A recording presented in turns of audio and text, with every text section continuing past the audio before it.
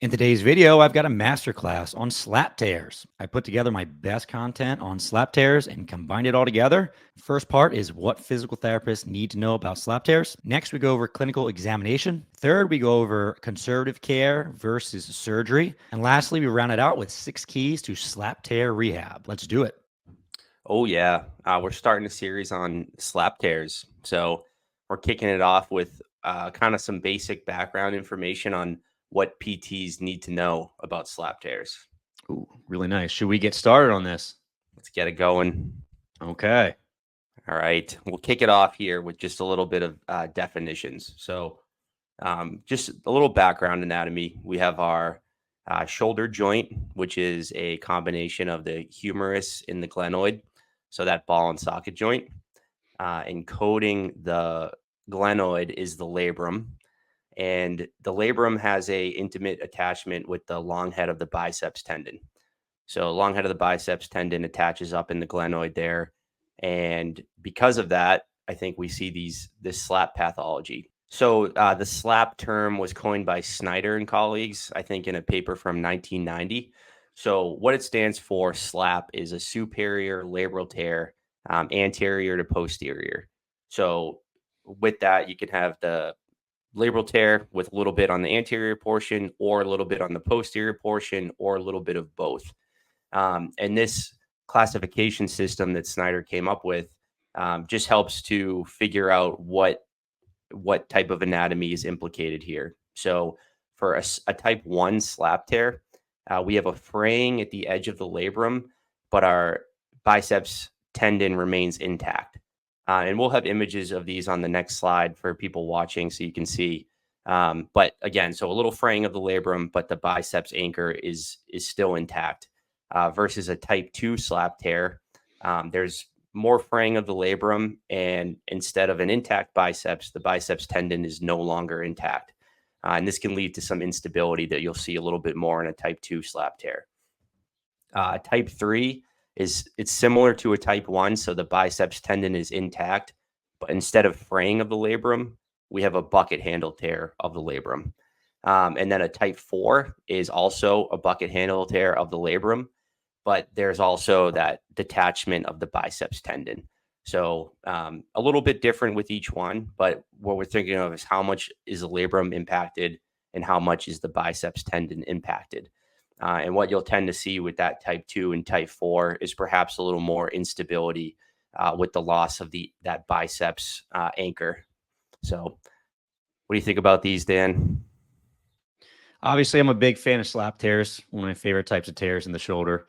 Yeah. Very common. It's one of those things you'd said. Hopefully, the listeners get a lot out of this because slap tears are very, very common, especially in overhead athletes. I don't think you mentioned this, and you may be mentioning this a little bit later, so I apologize if I stole it from you. But the slap tear, 2, is the most common generally with overhead athletes. And I think the other piece to think about is the instability. So 2 and 4 generally present with some instability. A few thoughts here. So Kevin treats more baseball players than I do. I treat a lot more people in the fitness world, and we'll talk about this a little bit later because it actually is fairly common in people that strength train as well. But these can present with some instability, and generally this is anterior instability, just so you know. So if you have a patient that's presenting with some slap pathology, you probably want to put in some additional anterior instability tests, see how lax they are anteriorly, because that's going to help you with treatment later. Another thing I will say is that I know that these slap tears can be unstable or they can present with instability. I don't see that very frequently. I usually don't see people that are diagnosed with a slap tear type 2. And when I do instability testing, so on and so forth, they say, ooh, I feel like my shoulder is going to dislocate or something bad is going to happen.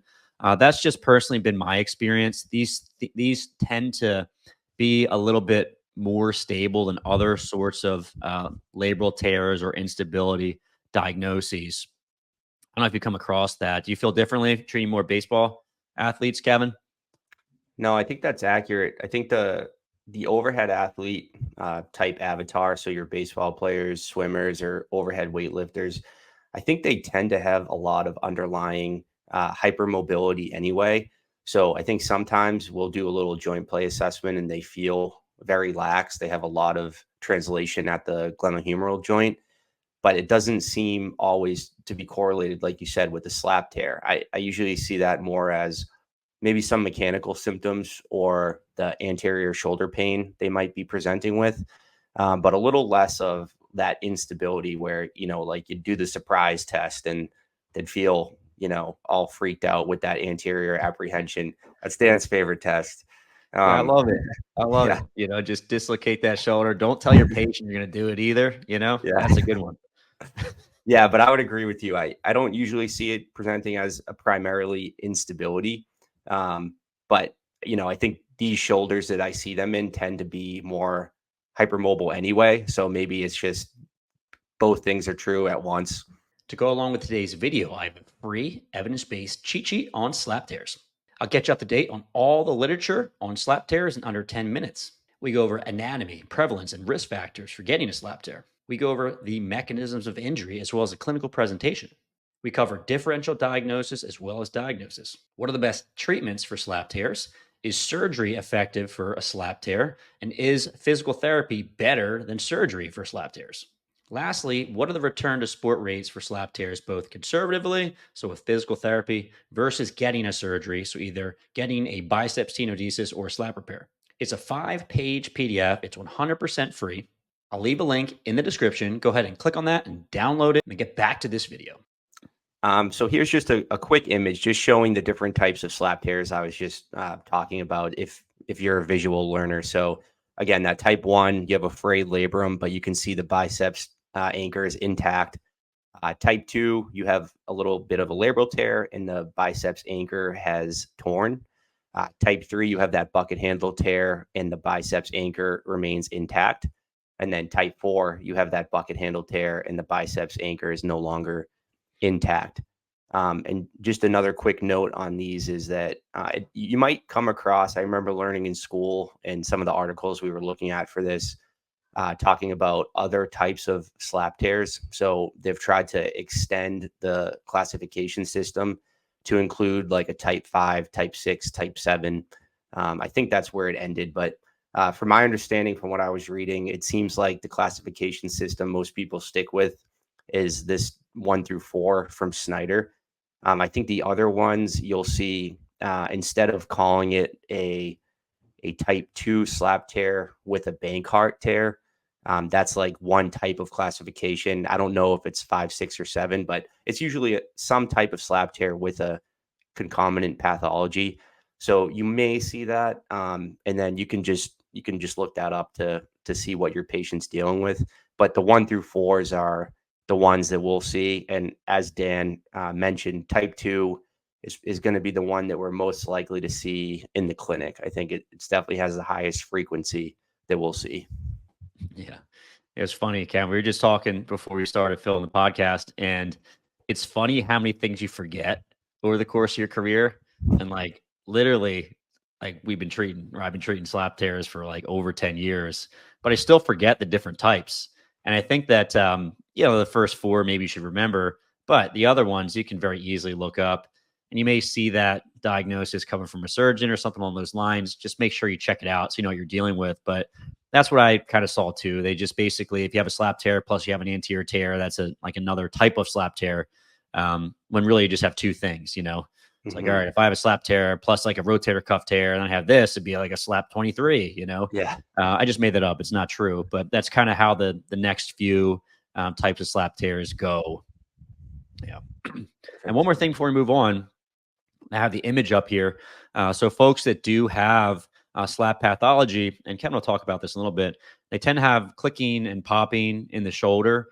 And you can kind of appreciate that these tears might be causing clicking and popping just because you can see how that biceps tendon is kind of going into the joint. So maybe we're trapping the labrum and then we move the shoulder and it pops out or it pops in back and forth. And that might represent some of the clicking and popping that you would get in a clinical examination, or if the patient's just telling you, like, yeah, I have a bunch of clicking and popping when I go overhead, right? Awesome. So yeah, that's a little background on what might be happening anatomically, just to understand the slap sequence. But how are these patients going to present to you in the clinic? So with the mechanism of injury, you can usually see two broad categories. So an acute type trauma versus a more chronic or repetitive type trauma over time. With those acute injuries, you'll see someone reporting that they fell on a outstretched arm. And what's happening there is there's an impaction of the humeral head against the labrum and the long head of the biceps anchor. So maybe some of that axial load and then a little bit of like that shearing force could cause a slap tear. Another thing you may see is a traction type injury. So I think for, one example I've heard often is like someone water skiing, but how often does that happen? I don't know. Um, and then I was thinking too with this, with our fitness type athletes, maybe something like a quick pull on a ring muscle up or on the pull up bar or something like that, where you're kind of pulling back and your arm is still outstretched, and you get that really quick force through the long head of the biceps. So acutely, it can present as those two things, and um, more chronically, I think we see this as a very common pathology in overhead athletes. And we'll talk about this, how many of these are asymptomatic. And you wonder if, like, a lot of overhead athletes, that's something that I'll hear Mike Ronald talk about, or our coworker, Mike Scaduto, when he's working with his baseball players, is, a slap tear in a baseball player, maybe some type of like just an incidental finding. It's almost a normal part of that process. And I think the two theories there that I came across was with that overhead athlete when they're kind of in 90 degrees of abduction and in layback. One is that you may be getting what's known as a peel back mechanism in the labrum. So if you picture like that long head of the biceps, if you're bringing someone into abduction and then layback into end range external rotation, you're getting a pulling of the long head of the biceps into like from the labrum. So that traction force, and they're doing this hundreds of times, thousands of times throughout their career, and all that little kind of micro trauma may be one of the causes of a slap tear. Um, I think before that, James Andrews had come up with a theory for what was happening here. And it seemed that, like, with those overhead athletes, those baseball players at ball release, you have a pretty quick stretch of the biceps because you're coming through and then you're pronating at the end.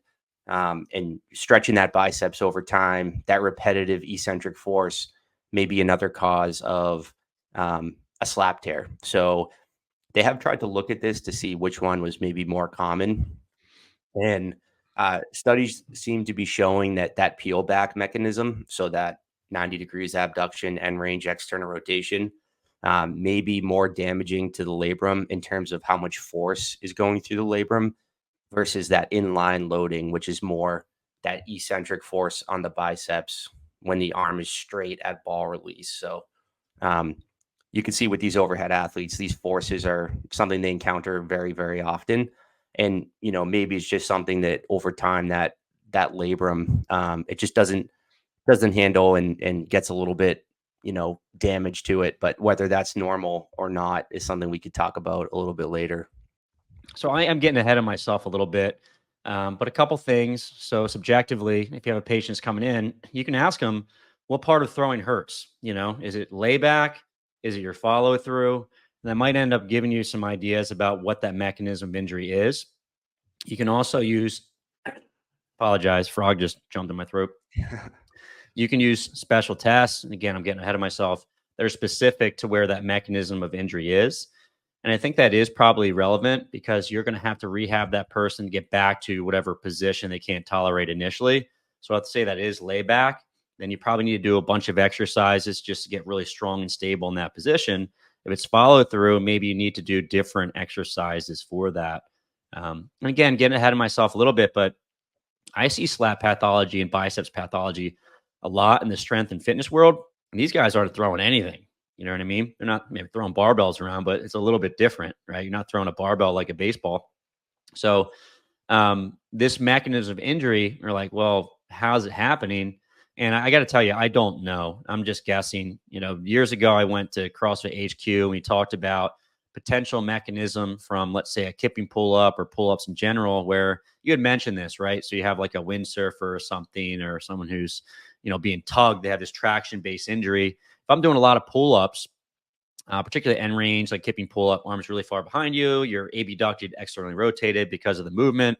Maybe you do have a bit of a peel back mechanism in those folks starting to tug on that bicep. Certainly a lot of exercise in the gym, you're using the bicep a lot. So the bicep might take a little bit of stress over the course of time, tugs on labrum, potentially causes an injury. The other thing that's a little odd to me, not exactly sure what's going on, but a lot of folks have this anterior shoulder pain, mostly with pressing exercises. I think some of the biggest offenders are like dips or bench press or push ups, right? And the long head of the biceps is really interesting to me because it's active during pressing exercises as well as pulling exercises, right? So we tend to forget about this, but the long head of the biceps crosses the shoulder joint and actually assists in flexion of the shoulder. But if you look at some of the EMG studies, it's really not active unless you're somewhere between 0 and 30 degrees of flexion, which a lot of folks will kind of dismiss this and say, well, it's only active during 0 to 30. It's not a big primary flexor of the shoulder. And largely, I would agree with you. But if you think about a bench press or a dip, right, your arm is way far behind you. And basically, the whole movement is occurring through that range, right? So if you think about what the biceps tendon does, it loops through its groove and then kind of comes across onto the labrum. And when you go really far back into extension, you're stretching that, right? So you're probably getting some compressive forces, the biceps tendon through the groove along the humeral head. It's also tugging there on the labrum because it's active. So you have a tensile load, compressive force. And I'm always curious. So those folks just do a lot of pressing in the gym, even if it's not overhead in nature. Maybe they're getting some SLAP pathology, certainly some biceps pathology from things like pressing as well. So kind of interesting. Don't know how it's happening per se in the strength and fitness world, but I can certainly see how those might be some mechanisms. If you guys like what you're learning about so far, then the next logical step is to sign up for the Fitness Pain-Free Mini Course. I've made an absolutely free mini course, and we go over 4 vital lessons for coaches and clinicians. The first lesson goes over how traditional schooling has failed us. Now, I'm actually a really big fan of education, and I think that physical therapy school actually prepared me pretty well to work with the average person. However, I really didn't learn how to work with the population that I want, which is people in the strength and fitness world. So I'm talking about powerlifting, bodybuilding, Olympic weightlifting, sport of fitness, and really people that just love working hard in the gym. And really my goal with the mini course is to help you understand how you work with this population to get them out of pain and keep them training. The next lesson is 7 reasons why people get hurt in the gym. So it's vitally important they understand the injury mechanisms or why people get hurt in the gym. If we don't understand why folks are getting hurt in the gym, it's going to be very hard to rehabilitate those folks because let's say we do get them better, they go right back in the gym and get hurt in the same exact way they hurt before. The other piece is if we want to keep these folks safe for the long haul, we have to understand the main reason why these folks get hurt in the first place so we can keep them in the gym training as safe as possible and minimize that risk of future injury. Next, we go over 4 simple steps for getting your clients out of pain. Now, rehab can be very complicated. There's a lot of systems out there that make it very challenging to figure out how to work with your patients. However, it really doesn't have to be that complicated. So I go over 4 easy steps you can follow to get your patients out of pain and back in the gym where they belong. Lesson number 4 is how to build the career of your dreams and earn the respect of your community. Let's face it, the reason why you take these educational courses is obviously so you can learn a little bit more, but really the deep-seated reason is because you want to have the respect of your community. You want your clients to come in, work with you and say, wow, Joe was great. He did a phenomenal job with me. Tell their friends, and their friends come to see you. And after a while, you're very valued and respected within your community. So I'm going to teach you how to do that. The second piece is that if you know these skills, it doesn't always mean you have a ton of patients going through the door so you can work with the population you want to work with, right? So you may be the absolute best coach in the world, but no one wants to come and see you because they don't know who you are and they don't know how good you actually are. So we'll teach you how to get the patients through the door that you want to work with. And lastly, we'll talk a little bit about the Fitness Pain-Free certification. This is the largest and most comprehensive educational course that I offer, but more on this later. So I'll leave a link in the description, in the show notes. Again, it's 100% free, really easy to download. Go ahead and do that right now. And now back to your learning. All right. Any thoughts on that before we move on? No, yeah, I think that's really good insight. I think it's interesting looking at this research because so much of it is done by like the same names over and over, and a lot of them do the research in overhead athletes, more of the throwers. So I wonder if the mechanisms you were just talking about that make total sense. We just need more people to study those injuries in weightlifters and figure out the mechanism. Like as you were proposing, definitely sounds. Um, it sounds like that's a high probability and something we see quite a bit. But it's like all the research is in that overhead athlete, the thrower. Yeah. All right, let's look at some weightlifting research now. Sweet. Yeah, let's get into that. Yeah. Um, Well, go ahead. well, I could start with the first one here, because I did look at this paper. I thought it was interesting, and this is something that we tell people very often. Something I hear thrown around a lot where we work, just trying to not create fear in our patients when they come in with a slap tear and they got imaging and they know they have a slap tear.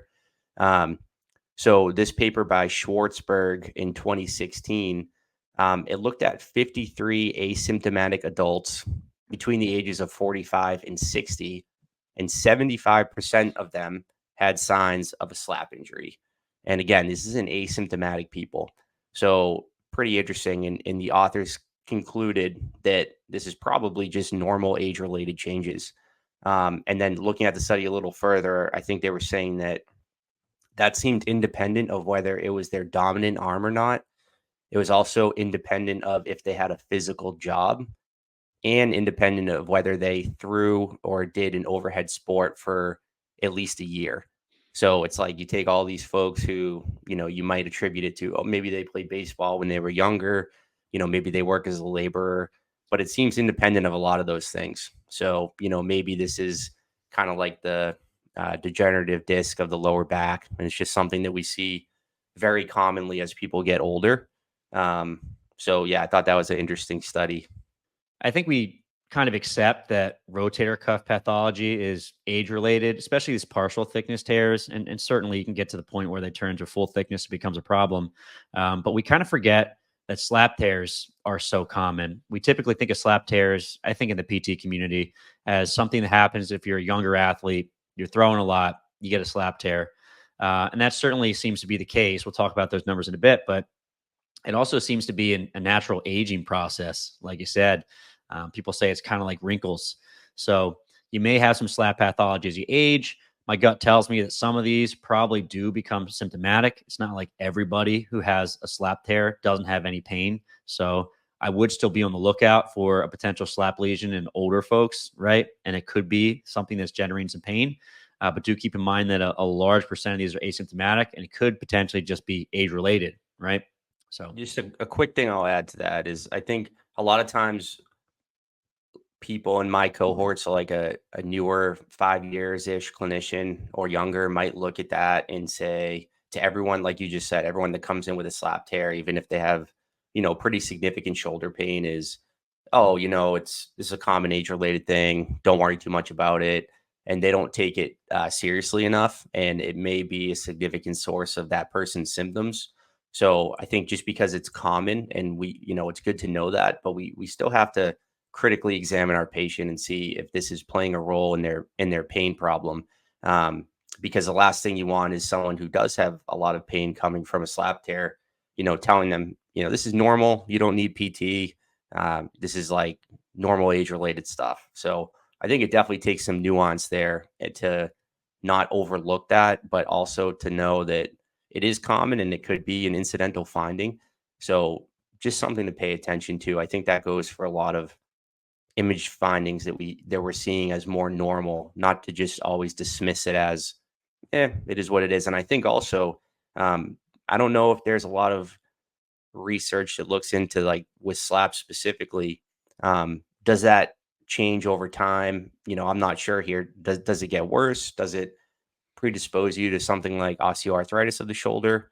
I'm not sure if you came across any research like that, but I think those are just things to think about, when we just dismiss it as normal all the time.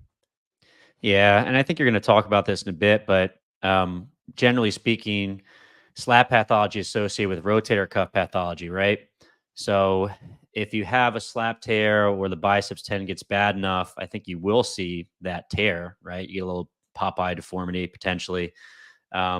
It's funny because it seems like we don't know if the biceps tendon is that important or not. In Yeah. throwers, it certainly seems like it is, right? We kind of need that biceps tendon. And that's why, historically we've tried to repair that as much as we can in younger folks. And we'll talk about kind of what surgeons are thinking nowadays might be the best thing to do for those. For that older individual, they may not really need the biceps tendon as much. But I think the other part is that if you're getting SLAP pathology and then maybe the biceps tendon is important for anterior shoulder instability, that's now dysfunctional or torn. The rotator cuff kind of has issues as well. Who knows if it's a chicken or the egg type deal.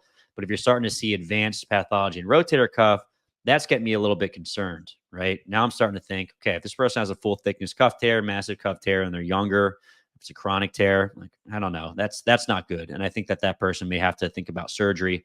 And again, I'm not as concerned about the bicep, and they may just do a tenodesis. We'll talk about what that is in future episodes.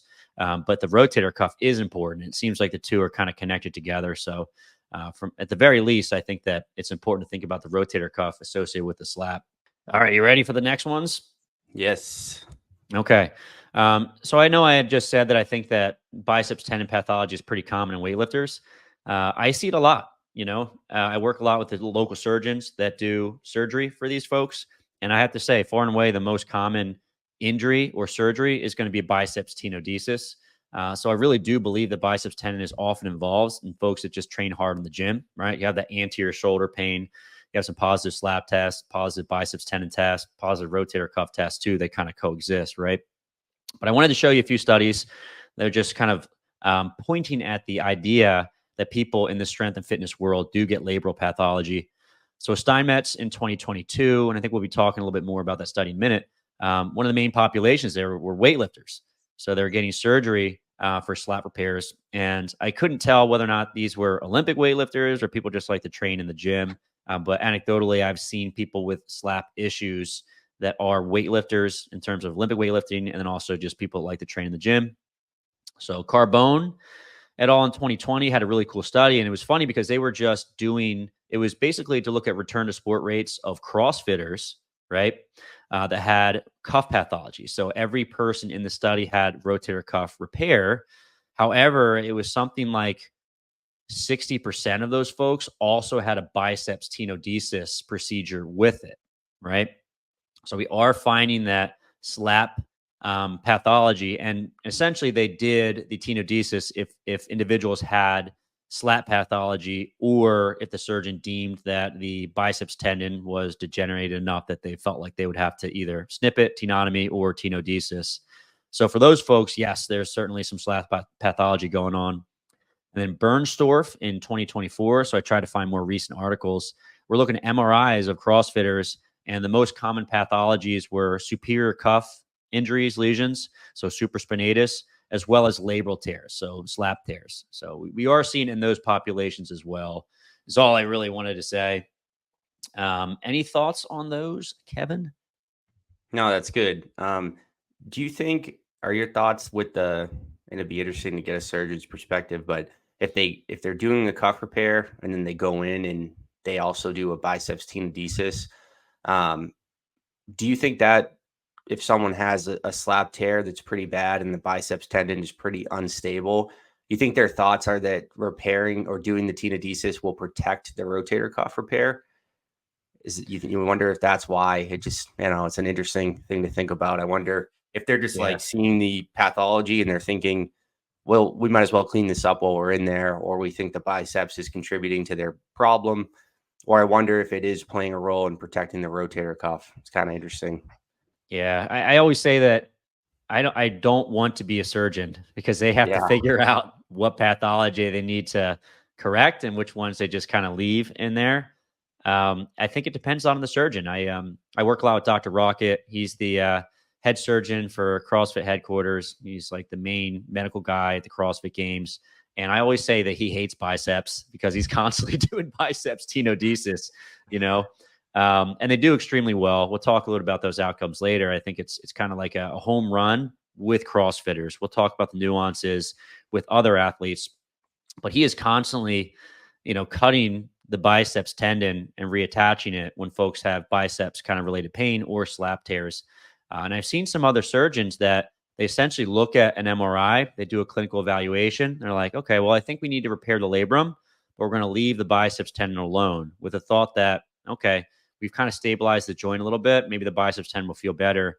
And sometimes that works and sometimes it doesn't. I'm treating an athlete right now that she had a posterior labral repair. The doctor thought that the biceps tendon was probably fine. And if you repaired the posterior aspect, it would help.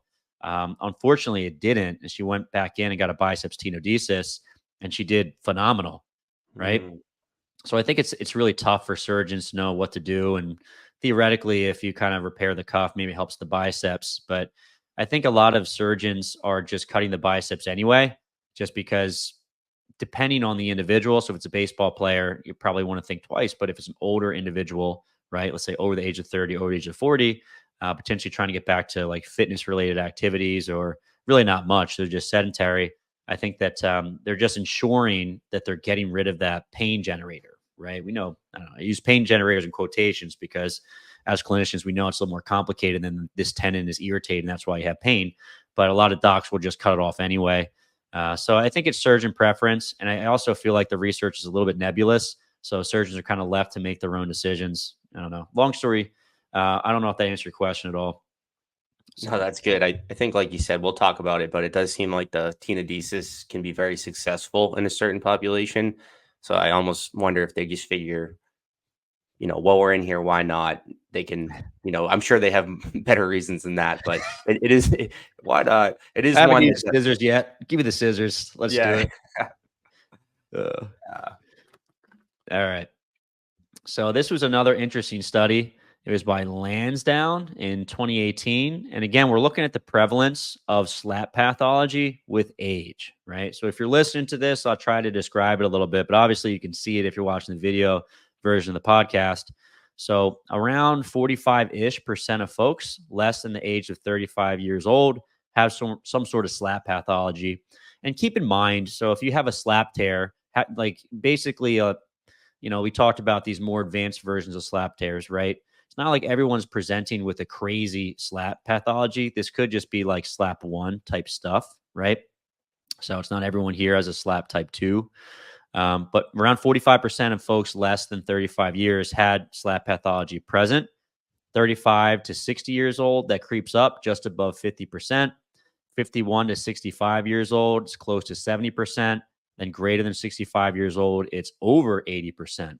So in these rates, in this study, they were looking also at rotator cuff pathology, rotator cuff impingement, as well as tearing. And the rates of SLAP tears were actually greater than the rates of rotator cuff issues as you age. So just to kind of push the point we spoke about earlier, essentially SLAP pathology is probably age related, or most, definitely age related based on what these stats are saying. And it may or may not be an issue. What they were saying in this study is that these weren't all asymptomatic shoulders. These are also symptomatic shoulders too. So just hard to know. Is that SLAP creating the issue? Is it the rotator cuff? Who knows, right? It's really tough to figure that out. That's why I say I'm glad I'm not a surgeon, because I would probably just chop on all sorts of stuff I don't need to, So any particular thoughts on that? Well, yeah, my question was just if you recalled from that study, if it was people with symptoms or asymptomatic people, but it does sound like they had some type of shoulder issue, a mix of both. Is that what you said? Yeah, and I think when I took that graph, they were taking it from people that just had the pathology via MRI, and then some people also had pain as well. So it wasn't just all pain or painful. My memory, anyway. Yeah, I mean, regardless, that's pretty interesting. Those definitely seem age related, right? So pretty interesting stuff. Yeah, pretty wild. So I want to talk a little bit about the prevalence in athletes, right? Because we know that just it's potentially much more common as we age. And we also said that these can be common in overhead athletes, but just how common are they, right? So this is taken from a study by Matthew et al. In 2018. And one of the studies that they're pointing to was a 2005 MRI analysis of professional handball players. And they were demonstrating abnormalities in 93% of shoulders, with only 37% of those being symptomatic. So 93% of the players had some sort of SLAP pathology, right? And what I will say is that that is an extremely high number. You're not going to find that number in most of the other studies, but it can be very, very, very high, right? And the other thing to take note is that only 37% of those are actually symptomatic. And the other part is like, was it the slap tear that's symptomatic? Is it the rotator cuff? Not really sure. So it's not like 37% of those slap injuries are pain from the slap tear itself, right? Could be from another part of the shoulder. But there's a lot of asymptomatic ones, right? 93%. And the same article just kind of mentioned from another study that tears are now considered adaptive changes by the majority of Major League Baseball team physicians, right? And those asymptomatic rates are also very, very high. And part of the thought is that if you're trying to be able to throw faster, and maybe Kevin can talk about this a little bit more, having more layback allows you to throw faster. In order to get more layback or more external rotation, oftentimes you acquire anterior instability or you acquire a slap tear to give you more of that layback so you can actually throw faster, right? And sometimes that ends up being symptomatic and sometimes not. So when surgeons are looking at MRIs of these folks, they just have to really be sure that this slap tear is actually problematic and something they actually want to fix or not, right? Do you have anything else to add to that, Kevin? Yeah, just something that popped in my head as you were saying that.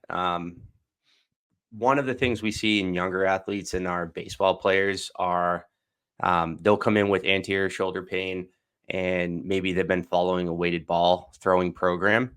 And just having heard Mike Reinold talk about this so much in the clinic, I think the reason weighted ball programs work for people trying to throw harder is that it increases their layback.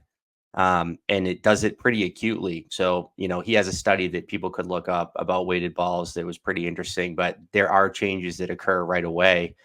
And it made me wonder if in some of these people that are coming in with symptoms, it's because that new range of motion, well, it's new. It's not something that they're used to throwing in all the time versus the people who are asymptomatic where the Major League Baseball physicians are considering it kind of normal. Are these people who have adapted to the range of motion that they've had? They've had this range of motion for a long time. They have a lot of layback. It allows them to throw well versus these people that are gaining it more acutely. It's not their normal amount of layback, and it's something they can't adapt to quick enough. And maybe those are the folks that we're seeing with slap type pathology that's causing symptoms in the clinic. So that's one thing on weighted balls, but yeah, I think with the baseball players, it does seem like that throwing hard by default might require a slap tear as a That's normal pretty part funny. of the process. It's like if you don't have a slap tear, you're not making it to the big leagues. That's funny. Yeah. Crazy. Yeah. A little sad, but maybe true, right? Kind of wild. All right. And then just, you know, with that little segue there, just coming back to the different types again, this is something that we did talk about is that a lot of times these slap tears are associated with other pathology. So from this paper, they were noting that type 1 slap tears, they're often associated with a rotator cuff pathology. So you might see those two together. A type 2, this study from Morgan and colleagues was looking at 102 patients undergoing arthroscopic surgery, and they all had a type 2 slap tear. And they were just trying to classify, are these more anterior superior or more posterior superior? And what they found is that about a third of them had anterior superior, about a third had a posterior superior, and about a third had a combined anterior and posterior lesions. So another finding was that older patients, again, age-related changes perhaps, that present with slap tears may also have a rotator cuff pathology. And then in younger patients, you might see more instability. So just with the different types, definitely be on the lookout for other types of pathologies because often they go hand in hand. One of the things I wonder about, and I really have no idea, is that how often is the slap tear causing symptoms, and how often is, let's say, the rotator cuff or something else creating symptoms? You know what I mean? So if you're just slinging balls all day long and you tear your labrum slightly, but that rotator cuff is super aggravated, and irritated, then maybe it's not the slap that's the biggest issue. It's just the irritation of everything else. I don't really know, but just these really high asymptomatic rates make me start to think that. Although I do see folks with SLAP pathology having that classic pain through the front and deep, and it seems like they are getting pain coming from that area. But yeah, it's oftentimes you see a SLAP tear with MRI, but it kind of presents as maybe some rotator cuff related pain. Although I think it's really hard to differentiate between the two. And we'll talk about some of the special tests later. The special tests aren't necessarily the most special, right? But we'll talk about that. Hey friend, if you're liking this content, I have something I think that you're really going to love. And that would be a master course on rotator cuff related pain and rotator cuff tears. Having the patient come through the door and you don't know how to treat their pathology, that stinks. You feel like a fraud, you're just making stuff up, it's not good stuff. It's also pretty dang tough staying on top of all the literature that's coming out all the time. Well, guess what? I have done this for you by making a master course on rotator cuff related pain.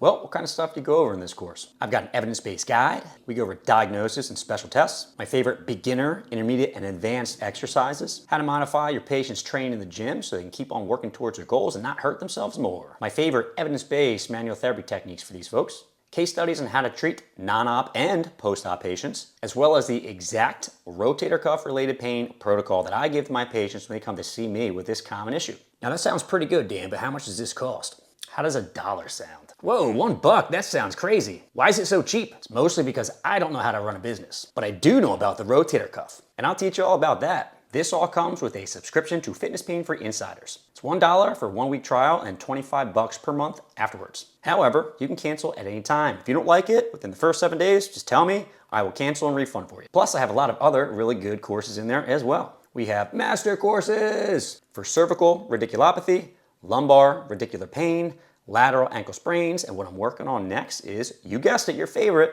shoulder instability. So click on that link in the description. It's $1. Go ahead and get started, and I'll see you on the inside. Yeah, and then just again, with that theme of the pathology seen with rotator cuff tears, James Andrews has shown that 45% of patients and 73% of pitchers with a SLAP tear, they also have a partial thickness tear of the supraspinatus. So you're going to see some potential rotator cuff pathology as well. And then Molesky and Snyder reported that 29% of their patients with a SLAP tear had a partial thickness cuff tear. So maybe a different population.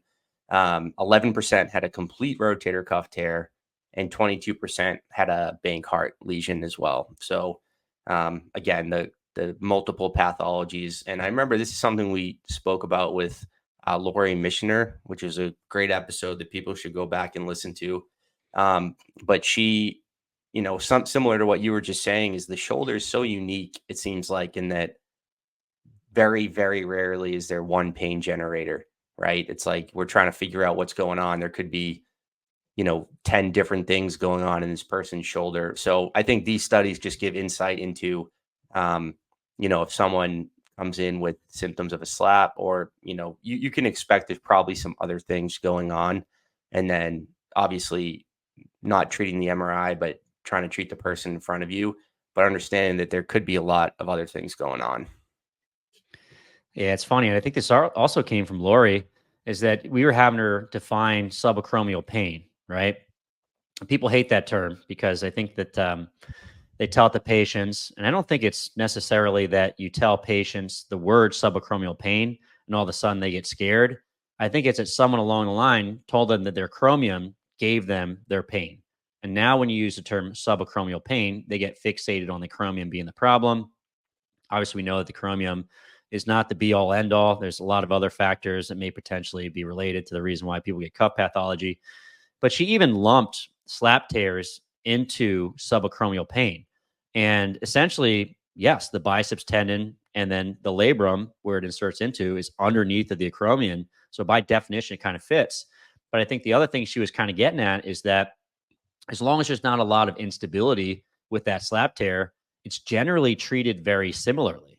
So you're going to treat a SLAP tear that's stable, very similar to rotator cuff related pain or subacromial pain, right? Whatever you want to call it, whatever structure you think is involved. So I thought that was interesting, right? So yes, there's concomitant pathology, and you're also probably treating this similarly to how you would treat rotator cuff related pain, particularly in folks that aren't trying to get back to overhead sports, right? So they're going to get basic cuff work, scap stability. I think we'll talk about this later in treatment podcast, but for overhead athletes, they need to get back to throwing, right? Or whatever overhead activity they're getting back to. And that's where things may change from a treatment perspective. But otherwise, treatment for subacromial pain is going to look pretty dang similar. All right, so you have a good background on SLAP tears. Next step is going to be knowing how to run a good clinical examination. And let's get down to that.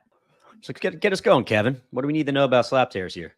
Right. So just going over the examination process. So someone comes in with shoulder pain. If they have maybe some SLAP pathology that's causing some of their symptoms, they may come in with a vague shoulder pain. Sometimes they'll report mechanical symptoms. If they're moving their arm around, they might report clicking, catching, something like that. We think of as mechanical symptoms. And that's usually provoked with overhead activity. They may also complain of instability. I would think if they had maybe a type 2 or type 4 SLAP lesion where that biceps tendon is no longer anchored, they might have some instability there. Or sometimes if another part of the capsule is involved, perhaps they have a Bankart tear or something like that.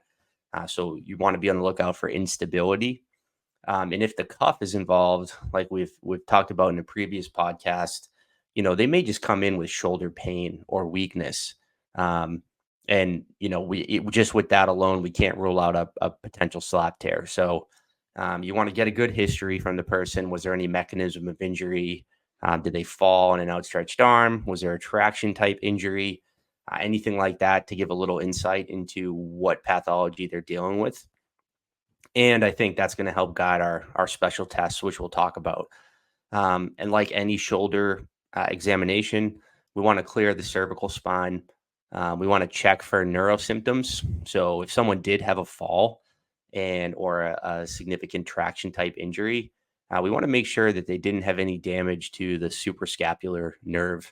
So we want to go ahead and make sure that there's no atrophy in the posterior rotator cuff, that things look pretty good from that perspective. And then continuing with our physical exam, checking active range of motion, checking passive range of motion. These folks may have pain with external rotation in 90 degrees of abduction. There are a few special tests that replicate this position that we'll talk about. And they may have instability secondary to excessive external rotation and a tight posterior capsule. So I think, all your normal shoulder examination rules apply when looking for a SLAP pathology. But you want to pay particular attention to, like we talked about in a previous episode, that mechanism of injury, and just make sure you're doing a thorough job ruling out potential other causes. That was actually beautiful, Kevin. Thank you, Daniel. Thank you. A couple things I had to say or want to say. I guess I don't have to say them. So for one, I just want to double down this idea, frogs in the throat, that this is kind of difficult to diagnose. There's just vague pain in the shoulder, and that could be anything, right? It's like, oh, my shoulder hurts. What could that be? SLAP tear, rotator cuff, maybe this is instability. It could be so many different things. So it's actually a little bit challenging to diagnose because there's not one specific thing you say, oh, yes, that's a SLAP tear, right? So we're kind of left guessing. Obviously, we have a bunch of special tests, and we'll go over those in a minute. And then you have, MRI, and then you also have arthroscopy as kind of a gold standard reference standard. But clinically, they're actually a little tough to diagnose, right? The other thing to note on differential diagnosis is that you want to rule out the cervical spine because you're looking for potentially cervical radiculopathy. I think classically, you may see like a C5 cervical radiculopathy with pain radiating to the shoulder and weakness in the deltoid, which you might think, this is maybe SLAP or rotator cuff related. Just make sure you rule that out. And potentially thoracic outlet syndrome. So those are kind of the big ones that pop into my mind for ruling out the cervical spine, because all that can kind of just radiate into the same region, right? The other thing that we're on the lookout for from a diagnosis perspective and differential diagnosis is going to be instability, right? And Kevin already mentioned this, but these folks with a SLAP lesion, they can actually have some instability, but we might also be experiencing some anterior instability, which is common with SLAP pathology. But the two are kind of born together, depending on the athlete that you're looking at. So if you're looking at a thrower, it's been thrown for years and years and has a ton of layback, chances are they have a lot of laxity anteriorly, right? They may also present with some apprehension or instability anteriorly as well. So I'll just make sure you're running through a battery of anterior instability tests as well as kind of your SLAP tests to figure out what's going on there. And then I think Kevin already noted this because I was writing all these things on a piece of paper as he was speaking. But generally, from an exam perspective, you can try to put the athlete into that position where they had the mechanism of injury. So if it's a thrower and you feel like it's one of those peel back injuries, which we'll talk about a little bit later, we also talk about the podcast prior. If you wanted to check that out, link in the show notes. Essentially, folks can get hurt in layback, throwing a baseball, arms in horizontal abduction, external rotation. And from that position, they have pain because that's kind of where they got hurt. Maybe it's the follow through of throwing, and that's where they have pain. You can kind of assess them in that position as well. What I will say is that I've seen several folks in the gym that have SLAP tears and they're pathologic, and they actually tend to hurt kind of end range flexion. I don't know why, but that's what I see a lot. So if you put them in that position, you might kind of see they have some pain. And that's a total anecdote. So I have no research to back that up, but that just tends to be what I see, kind of pain at end range there. So yeah. What do you think? Am I just spreading misinformation, Kevin? Dude, we're going to cancel you. I can't believe you just said that. I know. It's bad. All right. Well, I thought this quote was worth putting in. This is from an article that we're going to talk about looking at special tests for SLAP tears by Chad Cook and colleagues.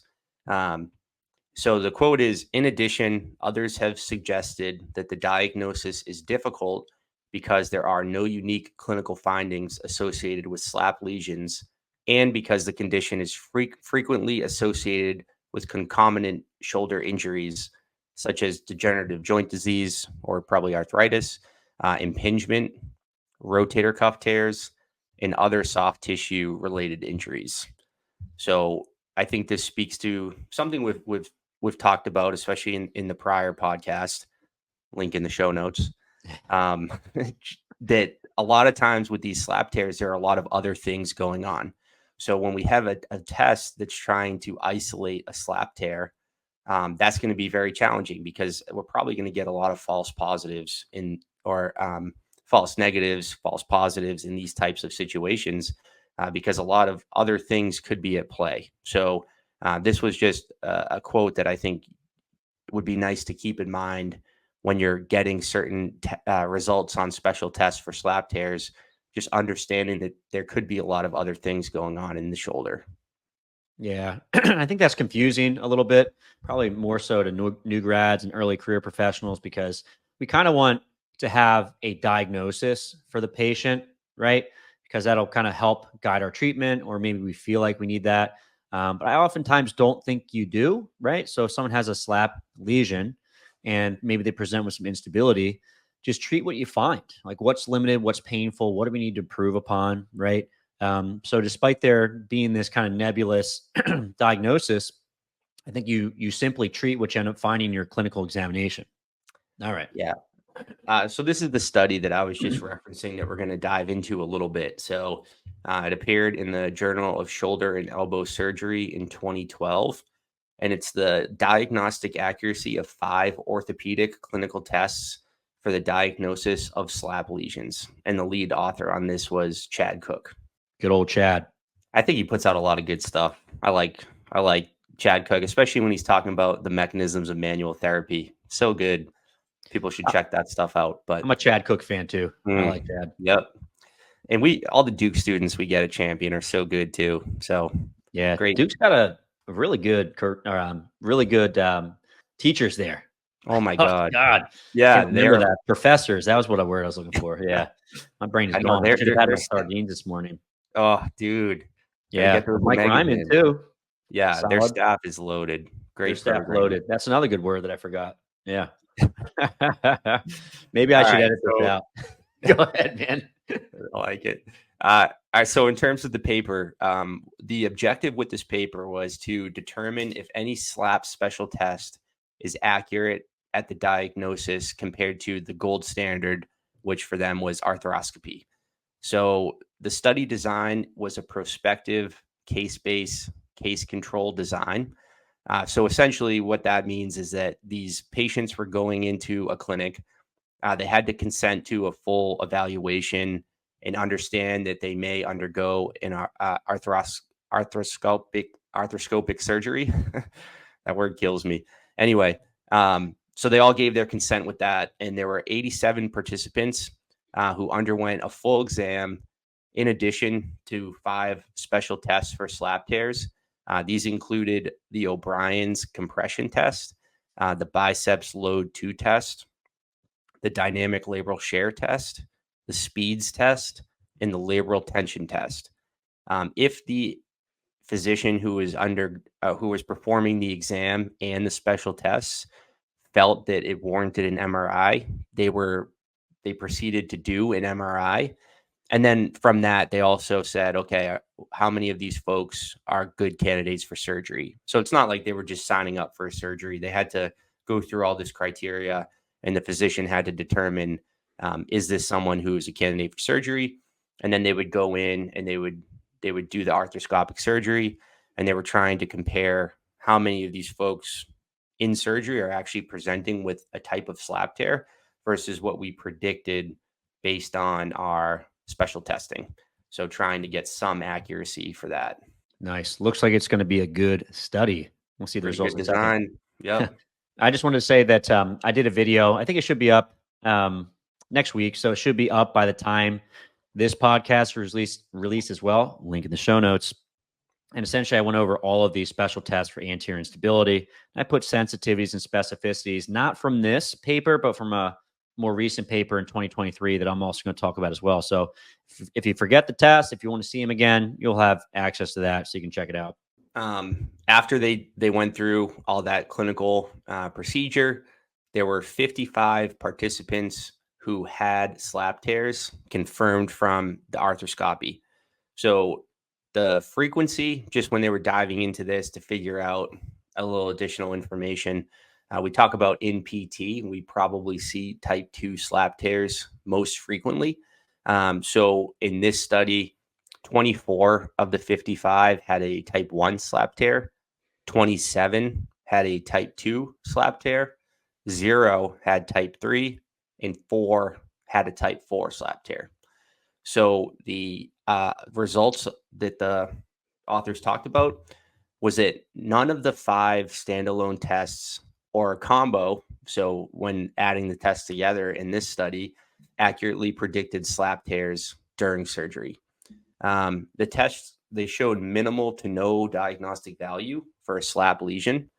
Only when all 5 of the tests were clustered together and they were negative, it appeared to be okay at ruling out a SLAP tear. And then, like we've spoken about many times now, concomitant pathology is so common. So 56% of patients diagnosed with a SLAP tear, they also had other shoulder pathology. So I think that's something that's, again, common that we're going to keep seeing over and over. It's important to keep in mind. And then there was one other thing I wanted to add to this is that in the conclusion section, they just had mentioned that there's probably a lot of reasons for this that they tried to note. The patient population was pretty varying. There was a lot of different variants in the patient population. And then the same physicians that were doing all the tests, there were also the physicians that were doing the surgery. So there was no blinding or anything like that. All right, Dan, what do you think about that study? Obviously a little sad, right? Yeah. Yeah. And this study and the other one I'm going to talk about in a second, it seems like there's a decent specificity of some of these tests, but the sensitivity is just really, really low. One of the things I wonder is that if there's so much concomitant pathology, I wonder if the sensitivities and specificities are so bad just because there's multiple things going on within the shoulder, right? And it's hard to just zero in on just that SLAP lesion. If you're getting a bunch of positive SLAP tests and all that's doing is picking up on concomitant pathology and not the actual SLAP, like the sensitivities are going to be terrible, right? Because it's basically showing a bunch of positive tests when there's really, no SLAP injury, but there's actually a rotator cuff injury that's, existing with it. So I don't know. We'll talk about how to maybe make these tests a little bit more sensitive and specific. But I think in general, just kind of sad, right? Because it's like, oh, we got all these tests for SLAP injuries, and they're maybe not as good as we once thought, right? And the other thing that is a little confusing if you start reading through other studies for labral pathology in general, but particularly SLAP, is that some studies come out and they show an amazing sensitivity and specificity. And then like a couple years later, another study comes out and it shows horrible sensitivities and specificities. So that's even more confusing. And obviously we want to see better systematic reviews and meta-analyses that are going to lump together more of patient population. But the problem with that is that you're lumping together too many populations, right? And the next study we're going to talk about, they actually found different sensitivities and specificities for athletes versus non-athletes.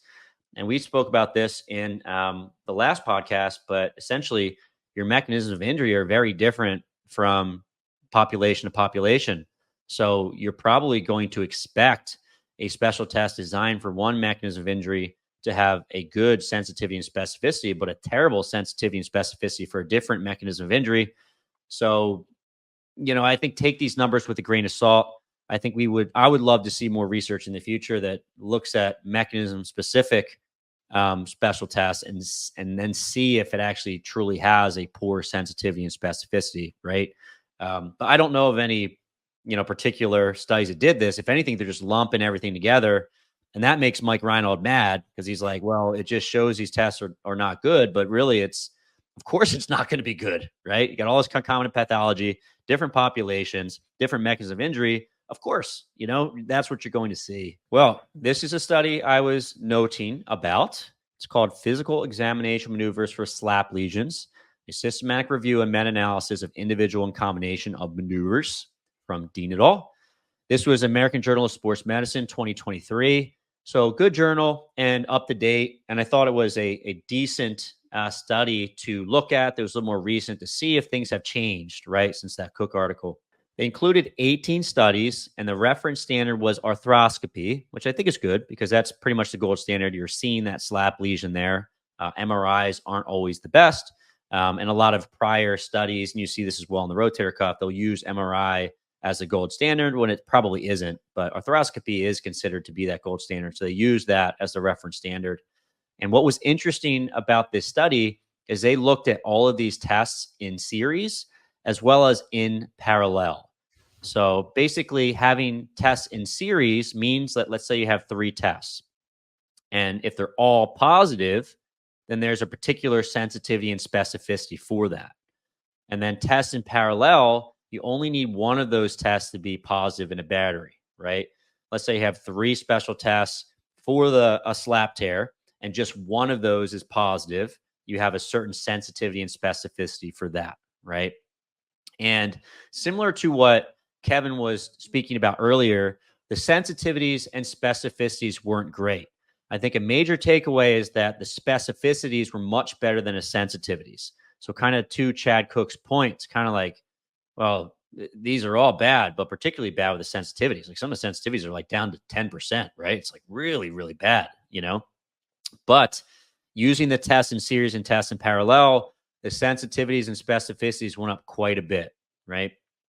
To the point where if you had 3 tests in series or in parallel that were positive, or at least you had one of those, like the sensitivities and specificities are in the 80s to 90s.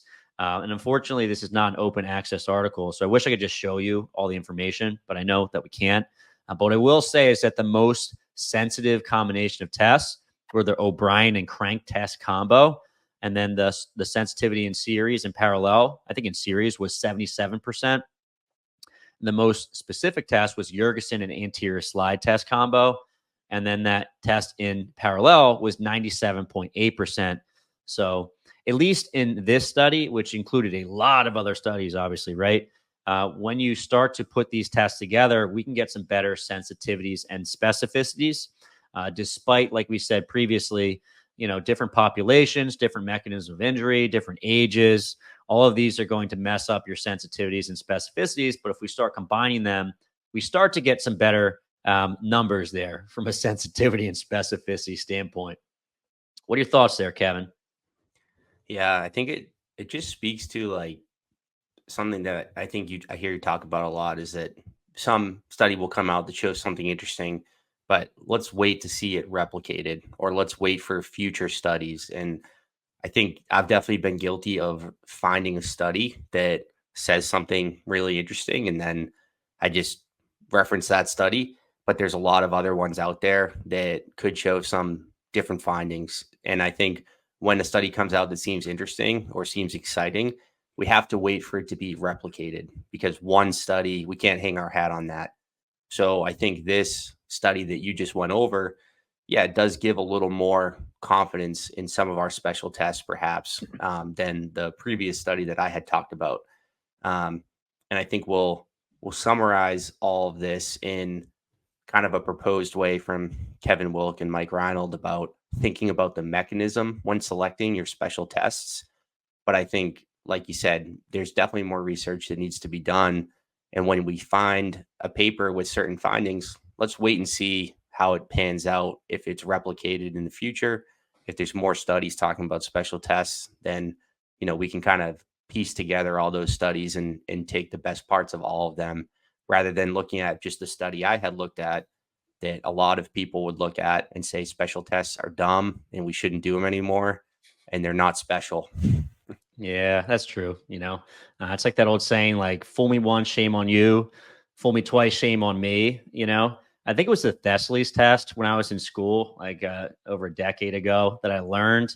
And I was like, oh, dang, Thessaly's test, like 90+% sensitivity and specificity for meniscal lesions of the knee. I was like, great. And then I got out of school and I was like 1 or 2 years in. And I remember like the newest edition of JOSPT came out and they're like, oh, Thessaly's test, new sensitivities and specificities.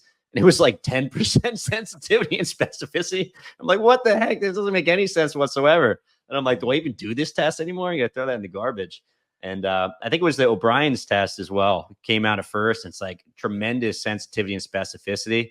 And then afterwards, like not so much, So got to basically see that with a grain of salt. Like there's a few newer tests for instability with great sensitivities and specificity. But in my mind, I'm like, I don't even know if I want to use this test, because there's a good chance that, small sample sizes, so on and so forth. And not to get too far off track, but as physical therapists, I think we often hang our hat on these studies that have like 20, 30, 40 participants, and during COVID times when they're releasing vaccines, not to get too controversial, essentially they're having studies come out in young kids, right? And, I have a young kid at home, so I'm just interested in reading the research. And there'd be a study came out with several thousand participants. My wife's like, ooh, that's a little underpowered, I'm like, several thousand, that's great. You never see that in physical therapy. But it's a good point. You need a lot of people in order to have like a good study. And we're sometimes making decisions on these studies that have, very few participants. So, yeah. All right, let's move on. I'll let you talk a little bit here, Kevin. All right. Yeah. So just talking about a possible solution, because we were talking with Mike about this in the clinic in the last week or so. And then I went back and was reading his blog, and then found this article that he had written with Kevin Wilk about SLAP tears, and kind of their proposed solution to a problem like this is, and as you said, there aren't studies that have actually studied this to look at the sensitivity and specificity of some of these tests, or the positive predictive value and so forth, in a clinical setting. But I do think it makes sense intuitively, and it's probably something that we could start thinking about with our special tests. So rather than just throw a bunch of SLAP special tests at everybody, have a few that you use based on the mechanism of injury. So if you have a pitcher, so someone coming in with a potential peel back injury, again, that's that horizontal abduction at 90 degrees and then end range external rotation. Maybe with that type of person, we're doing a pronated biceps load test. So that's your regular biceps load, and then you pronate the person just to put the biceps on a little more stretch. A resisted supination external rotation test, and a regular biceps load test. So in all of these, you're replicating that peel back mechanism. And if it's a sensitized area for the patient, maybe these are going to be something that you could say, all right, all three of these are sensitized, where we're stressing the long head of the biceps and we're replicating their symptoms. Maybe they do have a SLAP tear. again, should be studied, but interesting way to think about it, versus a compression type injury. Maybe you're testing the active compression test, the O'Brien's test, a compression rotation test, and a clunk test. Again, all of these are compressing the joint, not something you'll see an overhead athlete dealing with necessarily. So not the best test for an overhead athlete, maybe for someone who fell on their shoulder. Versus finally a traction type injury. Maybe we're considering a speeds test or a dynamic speeds test and an active compression O'Brien's test. So if we pair our special tests based on the mechanism, maybe that's a better solution. And maybe then we have a little better sensitivity and specificity for these tests than throwing everything at every person, independent of the mechanism of injury. So I thought this was a useful way to think, probably a useful way to think for a lot of other types of special tests too. We could extrapolate the shoulder stuff to other things and, potentially apply it to other types of special testing. So I think a good way to think from Mike and Kevin Wilk. I agree a lot. And just to expand a little bit on our prior conversation, we're thinking about these poor sensitivities and specificities. I like to think about like the O'Brien's test, right? O'Brien's test, you're basically doing a loaded Hawkins Kennedy, right? So you're going into like a very classic, subacromial pain test, and then you're loading it, and you're loading the posterior cuff too, and the superior cuff, so you're almost certainly going to pick up some pathology of the rotator cuff.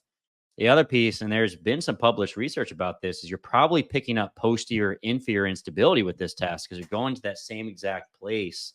So if you think about kind of this mechanism of injury based style of picking special tests, a lot of these mechanism of injuries are also provocative of other structures too. So you can kind of see that this might not be the best special test for that reason. And the other thing I just want to note upon is that if you're working with folks that potentially have SLAP pathology and they're more weightlifters, right? Or people that just like kind of strength and fitness, then you can still kind of pick tests based on the way they get hurt, right? If people have pain in the bottom of a bench press, bottom of the dip, you could potentially try something like a speeds test. There's different speeds variations. So essentially, I'll have a video on this. We'll put a link in the show notes where we go over all the SLAP tests, but you can do a speeds test with your arm straight out in front, palm up, or you can do a speeds test where it's a dynamic version, although it's not the dynamic speed. You have your hand to your side, palm up, arm straight, and you just resist flexion on the way up, which is just essentially the same thing as like a bench press or a dip, right? So I think you can kind of choose those. If you have an athlete that has more pain with, let's say, pull-ups, the bottom part of a pull-up, then maybe something like a biceps load is better because you're overhead-ish, 120 degrees, plus now you're resisting flexion, trying to tug on that labrum. So you can kind of choose the best special test for the individual. And like we said, like I don't have any research showing that this can be more effective for this population. I don't think that research actually exists. But if you're concerned that the SLAP tests aren't quite as good, maybe this is a way to improve the sensitivity and specificity. Like Kevin said, maybe we shouldn't throw the baby out with the bathwater and just say that these tests are all terrible. Maybe they just need to be applied in a little bit better way. And we just don't have the research yet to show that. But again, no research doesn't mean that this is actually something theoretically that works out either, right? We could be wrong. We could be super wrong.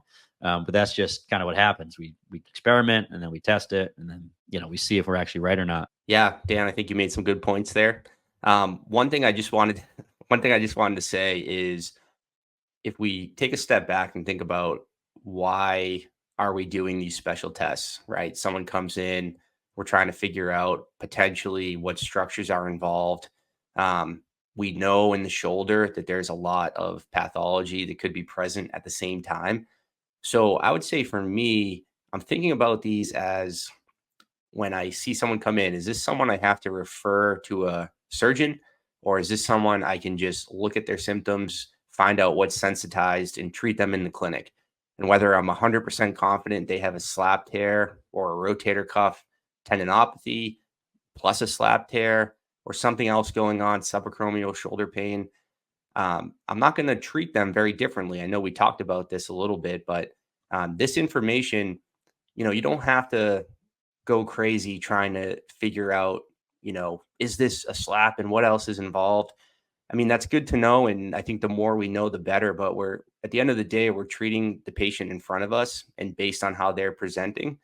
So I think I'll use these special tests as a way to figure out how sensitized someone's shoulder is in certain positions, understand that these are positions we might avoid for a small period of time, maybe educate the patient that, hey, you have pain throwing. We're doing the same motion on the table that's really, really painful right now. Maybe this is something we retest as your rehab progresses and see if it starts to feel better. And if you are feeling a little bit better in this position and other things are improving, your strength, your range of motion, maybe we start introducing throwing again.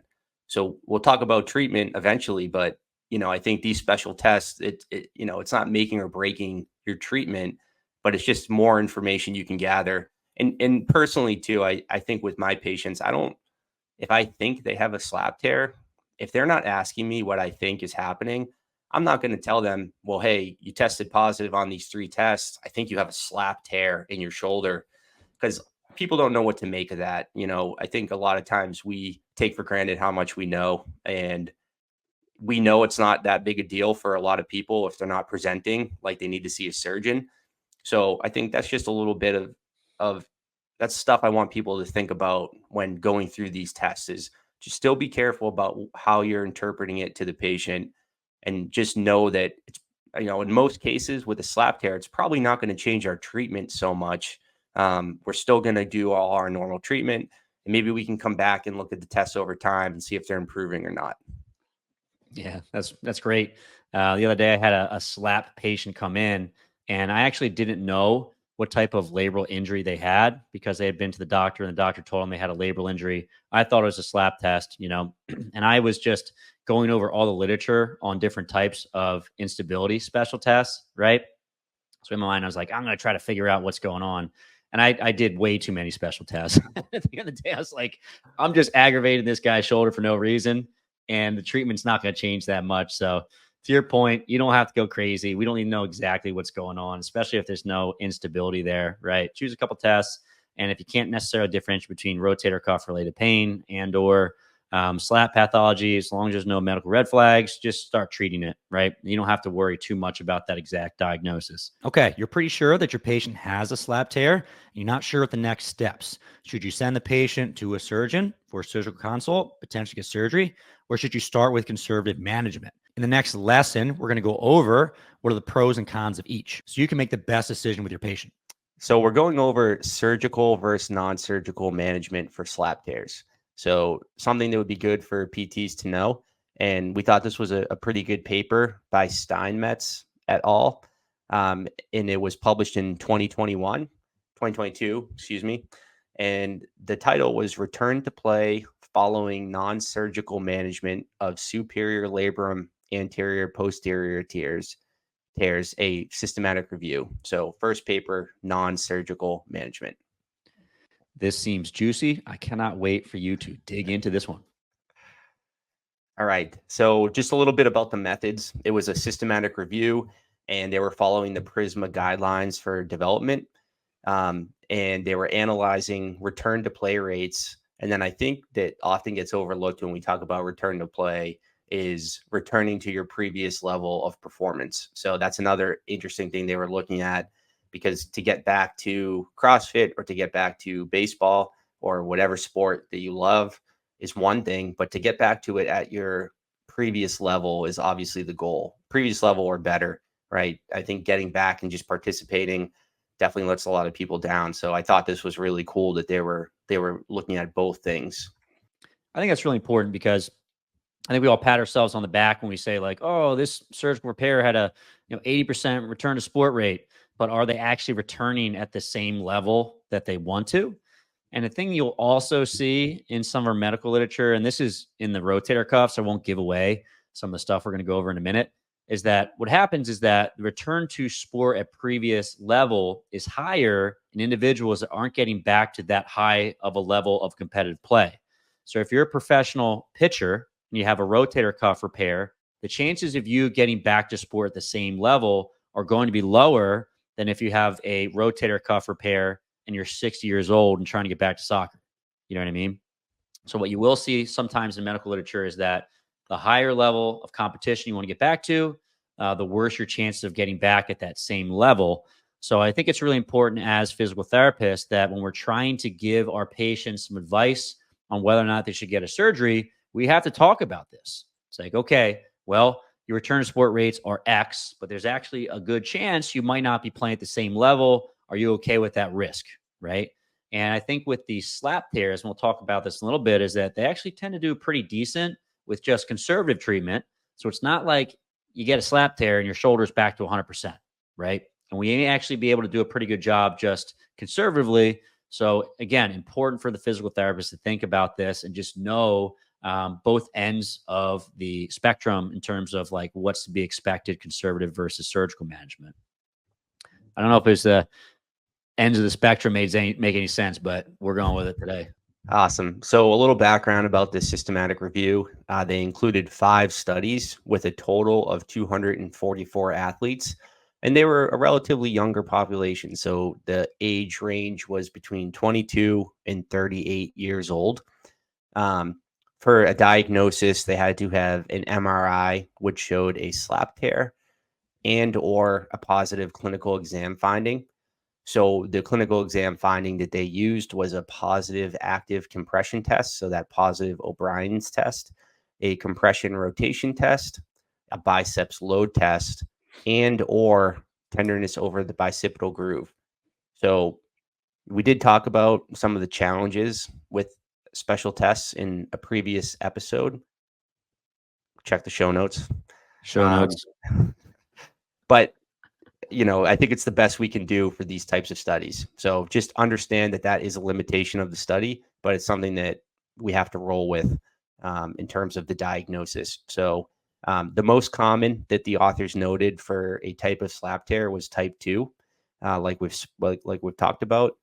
And it was a mixed cohort of traumatic tears and atraumatic tears. So again, potentially, a limitation. I don't know. It's hard to get all the same type of patient population in these systematic reviews. The mean follow-up was between 12 and 24 months. So they were looking at how these folks progressed non-surgically over the course of a year or two. And many sports were included. I think almost every sport you could imagine was in the study, but there were some ones that were more common than others. And that was baseball, softball, weightlifting. So a lot of our overhead sports. I think swimming was pretty common too, but a lot of sports were included in the study. Very good. A couple things there. I'll just note on that limitation first. I actually think it's pretty important. And I wasn't aware of this because before I came to Champion Physical Therapy and Performance, I worked with athletes, not as many as I do currently. And I like to think that I was kind of staying on top of the data when I came to Champion. And I was kind of quoting these return to sport rates for like kind of SLAP tears and biceps tenodesis. Lenny was the first person to say, well, the return to sport's decent, but not maybe as much for baseball pitchers, right? And I think it's a little bit unfair to lump everyone together and look at return to sport rates. And I'd be curious, like what the return to sport rates were for the weightlifters versus like the baseball pitchers. So I think you may find quite a bit of difference. And then it skews your reasoning in terms of like, is this surgery good or appropriate for the athletes in front of you? Because we'll talk about this a little bit later, but return to sport at a very high level for a CrossFitter for like a biceps tenodesis is amazing, but return to sport SLAP repair for maybe a baseball pitcher, not quite as good. So if you lump everyone together, those results get skewed a bit, right? So it's just important to keep that in mind. The other one I wanted to say is that historically, and this is starting to be challenged a little bit, surgeons will generally perform a SLAP repair on younger patients. Let's say an overhead athlete under the age of 30. Typically, they're going to be getting a SLAP repair. For athletes or individuals over the age of 30, typically they're going to get more of a biceps tenodesis from a surgical perspective. Like I said, this might be changing a little bit in the future. I think it's changing a bit based on the surgeons that I follow. But we'll talk a little bit more about this in future studies, in the next 10 minutes. So stay tuned with that. And I think that's it. That's all I had to say about those things, Kevin. So just looking through the study, they included a synopsis of the rehab protocols that were used in these 5 different studies. And generally, it's pretty progressive of things that would think about in PT. So the initial phases were decreasing inflammation. So maybe a little bit of activity modification. There was selective use of NSAIDs. In some cases, there were subacromial steroid injections for these people non-operatively undergoing rehab. The clinicians in these different studies were addressing GERD, which is something we could talk about. So that's a glenohumeral internal rotation deficiency. So they were trying to essentially improve internal rotation range of motion. And then they were looking at scapular dyskinesis, which is probably the most controversial diagnosis in PT. But yeah, anyway, so probably some rotator cuff strengthening, working on the posterior capsule to improve internal rotation, periscapular strengthening. That's how I think of that. And then for return to sport criteria, the patient had to be asymptomatic. They had to have full pain-free range of motion, and then complete sport-specific goals. So pretty broad return to sport criteria, but each study had their own things that, broadly we're looking at these three things here. Yeah, which is good. And I think they are broad, but the other part is that I think they're still decent. So if you're kind of non-operatively managing your athlete, you kind of want to get to that point, right? Essentially get to the point where they don't have symptoms, get their range of motion back, and then you got to put them through a battery of probably strength testing, but also return to throw, which we'll probably talk about in later podcast episodes. But if you're trying to get back to throwing, we probably need a really good interval throwing program to get folks back. So basically get their symptoms away, increase that range of motion, and then get a little bit more specific over the course of time to whatever activity that person wants to get back to. The other thing I just wanted to say, and it's just a little bit about GERD. I think that anytime I hear GERD in a research study, we probably have to mention that that's outdated. You know what I mean? Don't just start stretching every single person that has internal rotation deficits into more internal rotation. We see GERD. Lenny jokes about this all the time. Every single doc that diagnoses, let's say, a SLAP tear, they'll say GERD, scapular dyskinesis, treat those two, right? What we know is that as you throw growing up, we gain external rotation, we lose internal rotation. I've seen so many athletes that were diagnosed with GERD and they have reduced internal rotation, but they have an insane amount of external rotation. And they're actually quite lax individuals, meaning that they have a lot of laxity within that capsule. They just threw growing up, so they have bony changes, and now give them a lot more external rotation and a lot less internal rotation, right? So if you have a lax person and you start stretching them more, is that helpful? I would argue probably not. So you just want to make sure you look at that total arc. Now, what are your thoughts on that, Kevin? I know that's something you treat a lot more than I do. Yeah, I think you summarized that well. So that's a concept that we all utilize at Champion, working with overhead athletes, is just understanding that their anatomy is a little different and their dominant versus non-dominant arm. So it is about adding up that total arc, external rotation plus internal rotation, and comparing to the other side, and just understanding that the total arc side to side should be relatively close. But when we see someone with, we see people with up to like 140, 150 degrees of external rotation, which is wild. And then that same person might have 20 to 30 degrees of internal rotation. And then on their non-throwing side, maybe they have 110 of external rotation and 60 or 70 of internal rotation. So that's not something that we can correct. It's a bony change. There's a retroversion of the humerus. So we have to just let that be.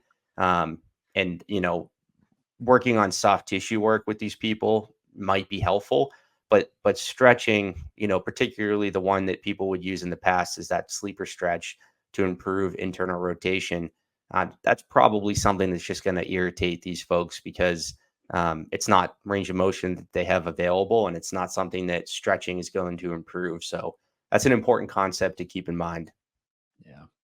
I'm not even going to go into the scapular dyskinesis. I just did a pretty big video on rotator cuff related pain. And I talked a lot about posture, scapular positioning, and I started diving into scapular dyskinesis. And I immediately was like, too deep, need to get out of here. It's too much. It's so nuanced. It's kind of a crazy discussion. So I'm just going to completely skip and ignore it for today's lesson anyway. Yeah, good. Okay, so diving into the results. So after non-surgical treatment, the return to sport was 53.7%. And then the return to prior performance was 42%. But there was an important differentiation between these folks. So, in the group of people that were able to complete rehab, so they were able to complete their full course of rehab, they didn't have to stop because they felt they needed surgery or they didn't drop out for some other reason. Those folks who completed it returned to sport at a rate of 78%, and the return to prior performance was a rate of 72%, which is really, really good. So if you're getting back to sport, according to this study, there's a high chance that you could get back to your prior level of performance with non-operative treatment. And so they looked at just with subjective outcomes. Three of the studies included looked at the American Shoulder and Elbow Surgeon score and the pain, just a pain score, a VAS pain score.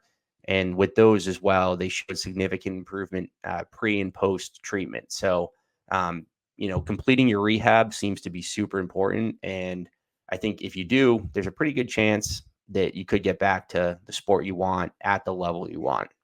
When I first looked through this study, I was just kind of breezing through the abstract and I was looking at the return to sport rates. I was like, dang, that's not that good, you know? Then you read a little further, it's like, well, if you actually finish the rehab, you do pretty good. And I thought that was a little bit hilarious, right? And two thoughts there. So, A, if you do a good job with rehab, those return to play, return to sport rates, I think are actually quite high. But it also underlines the importance of actually finishing your rehabilitation. Oftentimes, you're going to be working with, let's say, younger high school athletes and they have another sports season coming up or they're trying to get back sooner, right? And I think it's important to just educate those folks, just say like, hey, if we skipped steps, like you're probably not going to do as well. And here's some research to support that. So I think long-term planning becomes really important for these athletes to say like, okay, let's figure out what's truly important to you, because if we don't go through rehab fully and go through these steps, become asymptomatic, return to sport, interval throwing program, all that stuff, your chances of getting back are going down. So just have to think about that when an athlete comes in. Like, when is their next season? Are they in the middle of a season? Like, how do we best manage that athlete? And I thought there's some good information to help us with that. Yeah, Boom. that's a great point. Just creating buy-in. I think like for these, especially for these younger kids that they want to get back to their sport and they're like, how's PT going to help me? I think that's some useful information we can share with them. So a little further on the results. So how long was it taking these folks to return to play? On average, it was between 5.2 to 5.7 months. And there was a range anywhere between like 3 and over 6 months. So I think it's going to depend on the person. But if someone comes in and they have an MRI, so they just got diagnosed with a SLAP tear, they're pretty painful, and they want to know how long can I expect to return to sport, I think this is a helpful figure. So, maybe anywhere between 4 and 6 months or so. Just keep that in mind.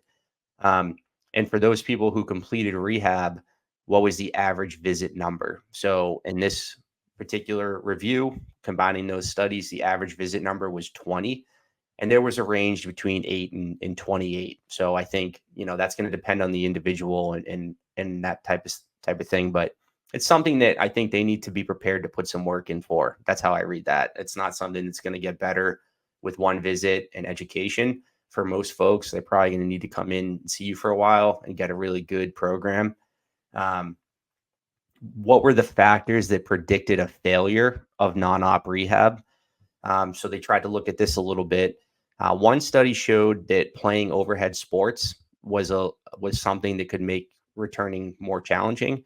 Having a traumatic injury versus that chronic degenerative type injury, which I think is interesting because that's kind of like the opposite of a lot of overhead sports. But and then a positive compression rotation test.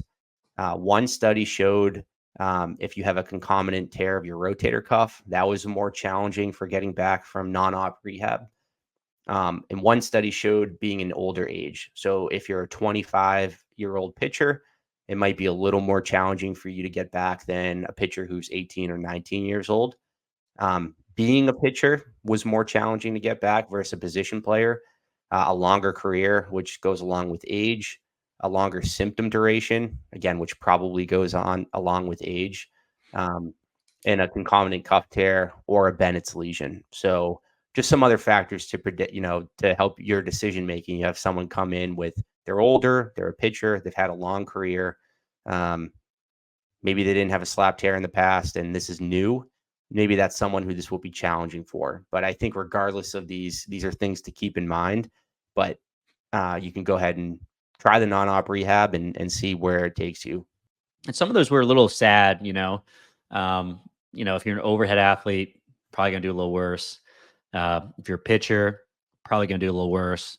Those are the folks where you're primarily thinking that you want to rehab that slap injury as best as possible.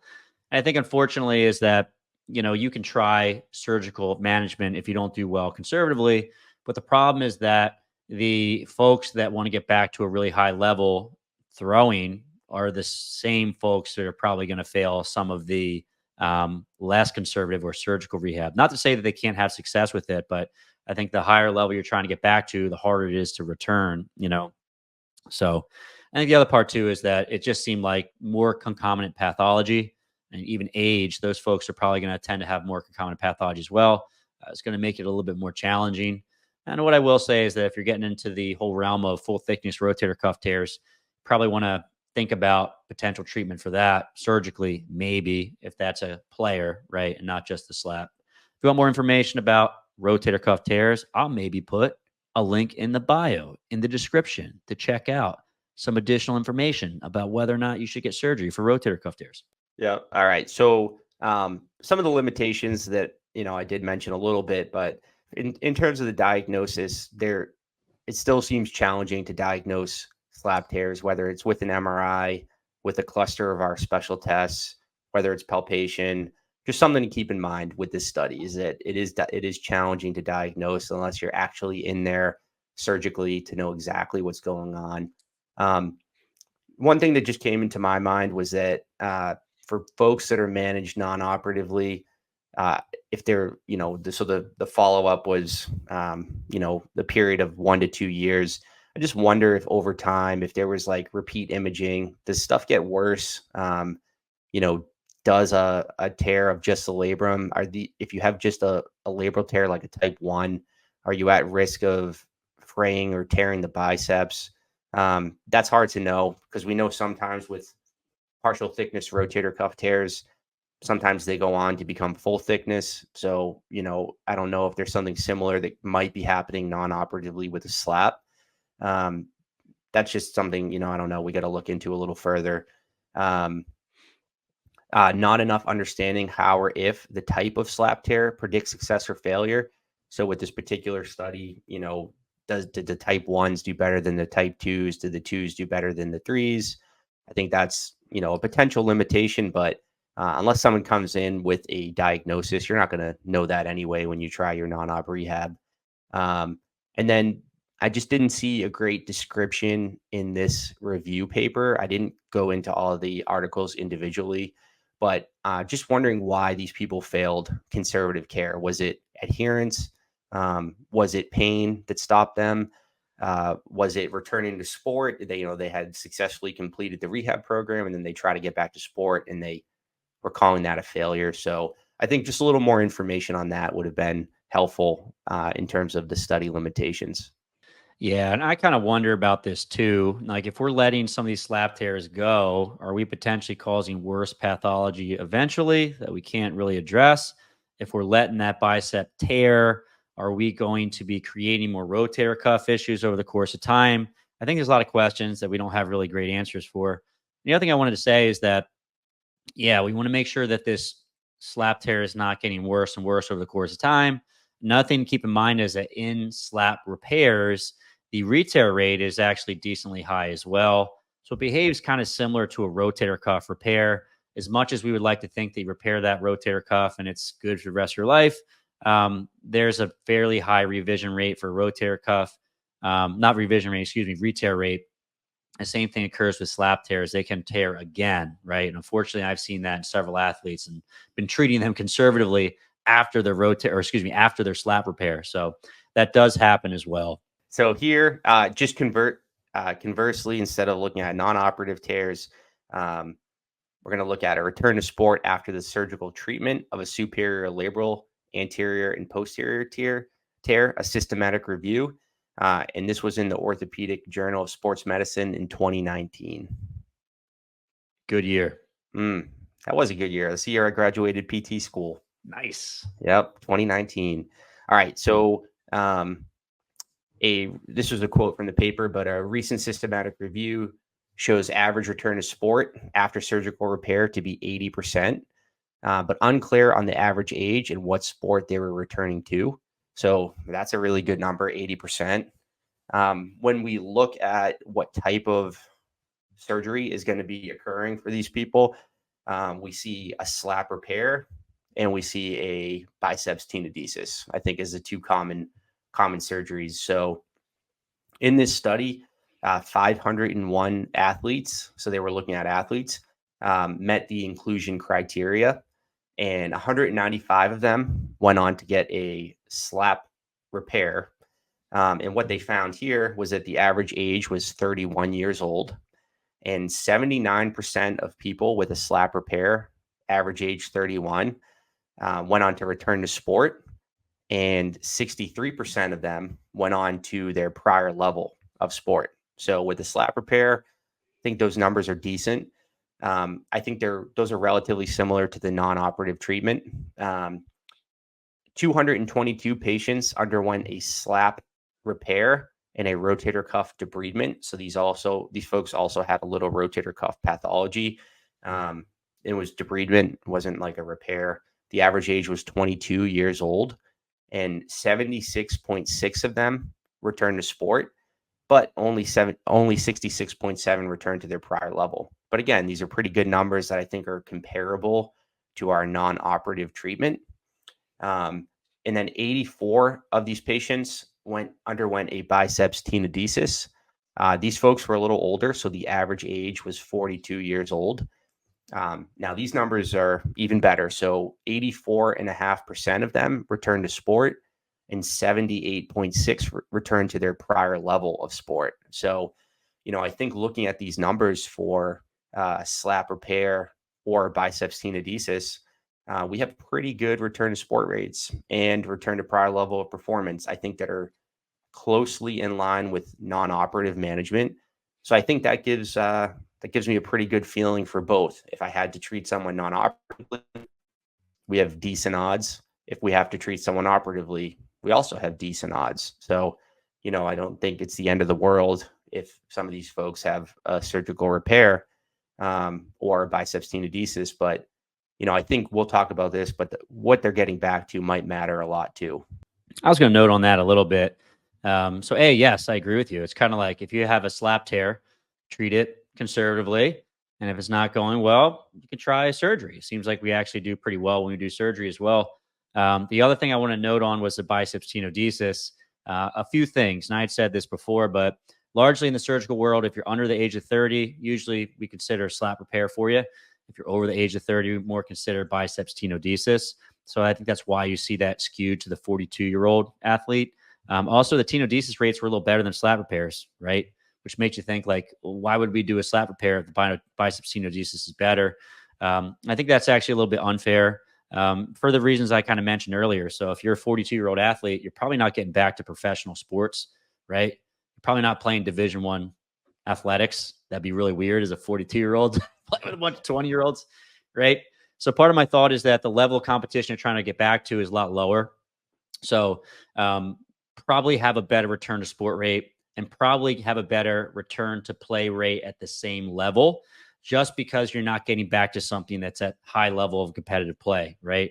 I'm right around that age now, and anything that I do competitively is nowhere near as competitive as it once was when I was a 20-year-old. So I think just take those numbers with a grain of salt. But just like Kevin said, that's pretty promising, right? That's a pretty decent number.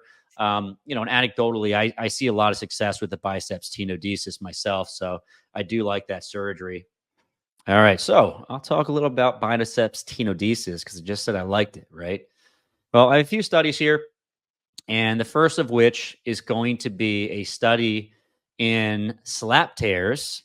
And basically, they're younger folks. So the average age was 21, because I had just mentioned that generally speaking, if you're under the age of 30, you're going to get SLAP repair. If you're over the age of 30, you're going to get biceps tenodesis. Well, what happens when you do biceps tenodesis to a 20-year-old, right? So this study by Waterman et al. In 2023 was looking at that. And there's only 16 patients, so take this all with a grain of salt. It's not a huge study, but at least we can start to get some answers here. And they were looking at a variety of different types of patients, which can be problematic, right? Because different sports have different demands. But they included baseball athletes was the largest group, followed by softball, followed by gymnastics and swimming. There are also some other athletes. They didn't mention what they were, but predominantly throwing athletes, right? And they did a primary tenodesis. What that means is that the first surgery that they got was a tenodesis, not a SLAP repair. What does often happen in folks who have SLAP repair, all right, and I have a patient on my schedule right now who's undergoing this, is if you have a SLAP repair, it doesn't work, then what they do, or if it tears, they do a tenodesis afterwards, right? So it's common to see these secondary tenodesis. And then if you're looking at secondary tenodesis outcomes, maybe they're not as good, potentially because it's the person's second surgery. But this was the first surgery. They started with a tenodesis, right? And what they found is that 81% returned to sport at the same level of competition, which I thought was wild. I thought that was great, right? So they're young athletes and they pretty high return to sport at the same rate, right? Which is more important than just return to sport. And the other thing I thought was wild was the average return to sport time was 4.1 months after surgery. And my first thought was like, dang, that's fast. You know what I mean? But a couple thoughts, right? So A, that was a better return to sport time frame than conservative management, right? So one of my thoughts is like, okay, if you do surgery for an athlete, the thought is like, all right, we're going to have to take a lot of time to rehab. Okay. It's not necessarily the case with some of these athletes. So I think the average return to sport op was like 3 to 6 months, right? And the average was around 5, something along those lines. The average here was 4, right? So I thought that was very quick. To be honest, I would be uncomfortable returning someone back at 4.1 months. I think that's extremely fast. I mean, even my CrossFitters, like I'm 6 to 7 months, right? They're kind of ready to go. That 4.1 sounds crazy, but that's what that research study showed, right? And another study I wanted to mention, and this goes back to this idea that not all athletes are necessarily going to get back to sport at the same rate, just because there's different demands of each sport, right? And this is a study by Carbone et al., and this is in CrossFitters. And I love this study. I think it's great. What's funny about this study is it wasn't in predominantly SLAP lesion patients. It was actually in predominant rotator cuff patients. So every patient in this study had some sort of rotator cuff repair. I think it was greater than 50% partial or full thickness rotator cuff tears, right? And what's pretty interesting is that these were very competitive CrossFitters. How do I know that? The average amount of time training they spent per week across all the subjects was 15 hours, right? If you're a recreational CrossFitter, you're doing like 3 to 5 hours. You're not doing 15. If you're doing 15 hours of training each week, you're one of those CrossFit like mega enthusiasts, or you're very competitive, right? So I thought this was good because we're looking at return to sport at a higher level of CrossFit. This is not just the run-of-the-mill individual. And like we said before, I think if you're looking at run-of-the-mill individuals, you're probably going to do even better as long as they do a good job with the rehabilitation, because their expectations are lower. They're not trying to get back to the same level of competition, right? So there are 22 participants in the study. All 22 had some sort of rotator cuff repair, but 15 out of 22 participants also had a biceps tenodesis, right? So 3/4 of these folks, not completely, but around 3/4 of these folks had the tenodesis with a rotator cuff repair, right? And what they found was a 100% return to sport rate. So everybody got back to CrossFit, right? And this was with concomitant pathology, which we know is one of those things that reduces your return to sport rate, okay? The other piece is that they asked them at the 2-year mark, so pretty far out, whether or not they felt like they returned at the same level or higher. And what's really interesting is that 91% returned at the same level or higher. And the folks that got back better than what they initially had was pretty high as well. I don't remember that number, but I think it was around 50%. It was around 50% felt like they got back to a higher level than where they were at previously at the 2-year mark. And then 30% was at the same level. And then it was, I think, around 9% would be the math, right? For folks that basically didn't feel like they returned at the same level. And there were some re-tears in there as well. I think 22% of folks retore in the rotator cuff. they didn't have a tear of that tenodesis, right? That's kind of hard to do, but it can happen. But there was, a fairly high re-tear rate of the supraspinatus or infraspinatus, and they still had a 91% return to the same level of play, right? So I thought that was interesting. Like I said, I see a lot of tenodesis come through. I work a lot with Dr. Sean Rocket. I always say he hates biceps tendons. He's constantly cutting them. You know what I mean? But I think that's because these return to sport rates are really high, and people seem to get on just fine without their biceps tendon. I've had several games athletes with biceps tenodesis, and they just get back and they feel great, and it's just seems to be a really good surgery for them. And they're competing at the very highest level of competition. So yeah, I do like the tenodesis for those folks specifically. Anything to add to that, Kevin? Very interesting. One thing that popped in my head, just wonder if it's like a testament to CrossFit athletes. And if you go into a surgery like that, super, super healthy and fit, these people that are training so much, do they just have better rates than some other people? That's what popped in my head. I mean, 100% return to sport. That's amazing. I know it was a small cohort, but those were very fit cohort. So, Yeah. I think it's good to know that the tenodesis isn't career ending for them if that's something that they need.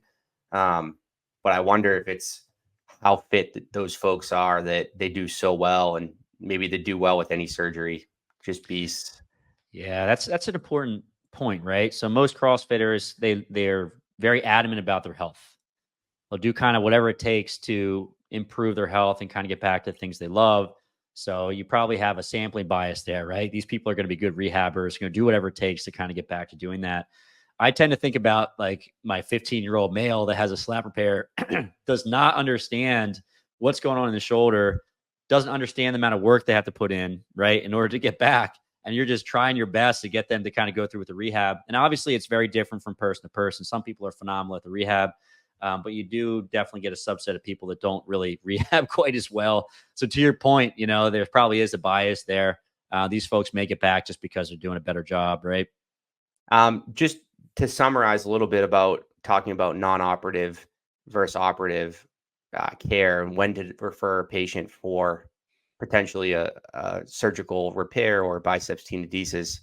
I think what we see clinically a lot of times is that we're working with, say a baseball player or something, and during the rehab, their symptoms get better and better.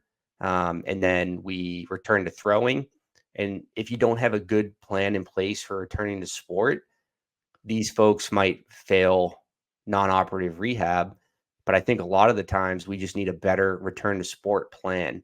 So I think, potentially in a future podcast, we'll talk about that full return to sport phase for something like a slap tear.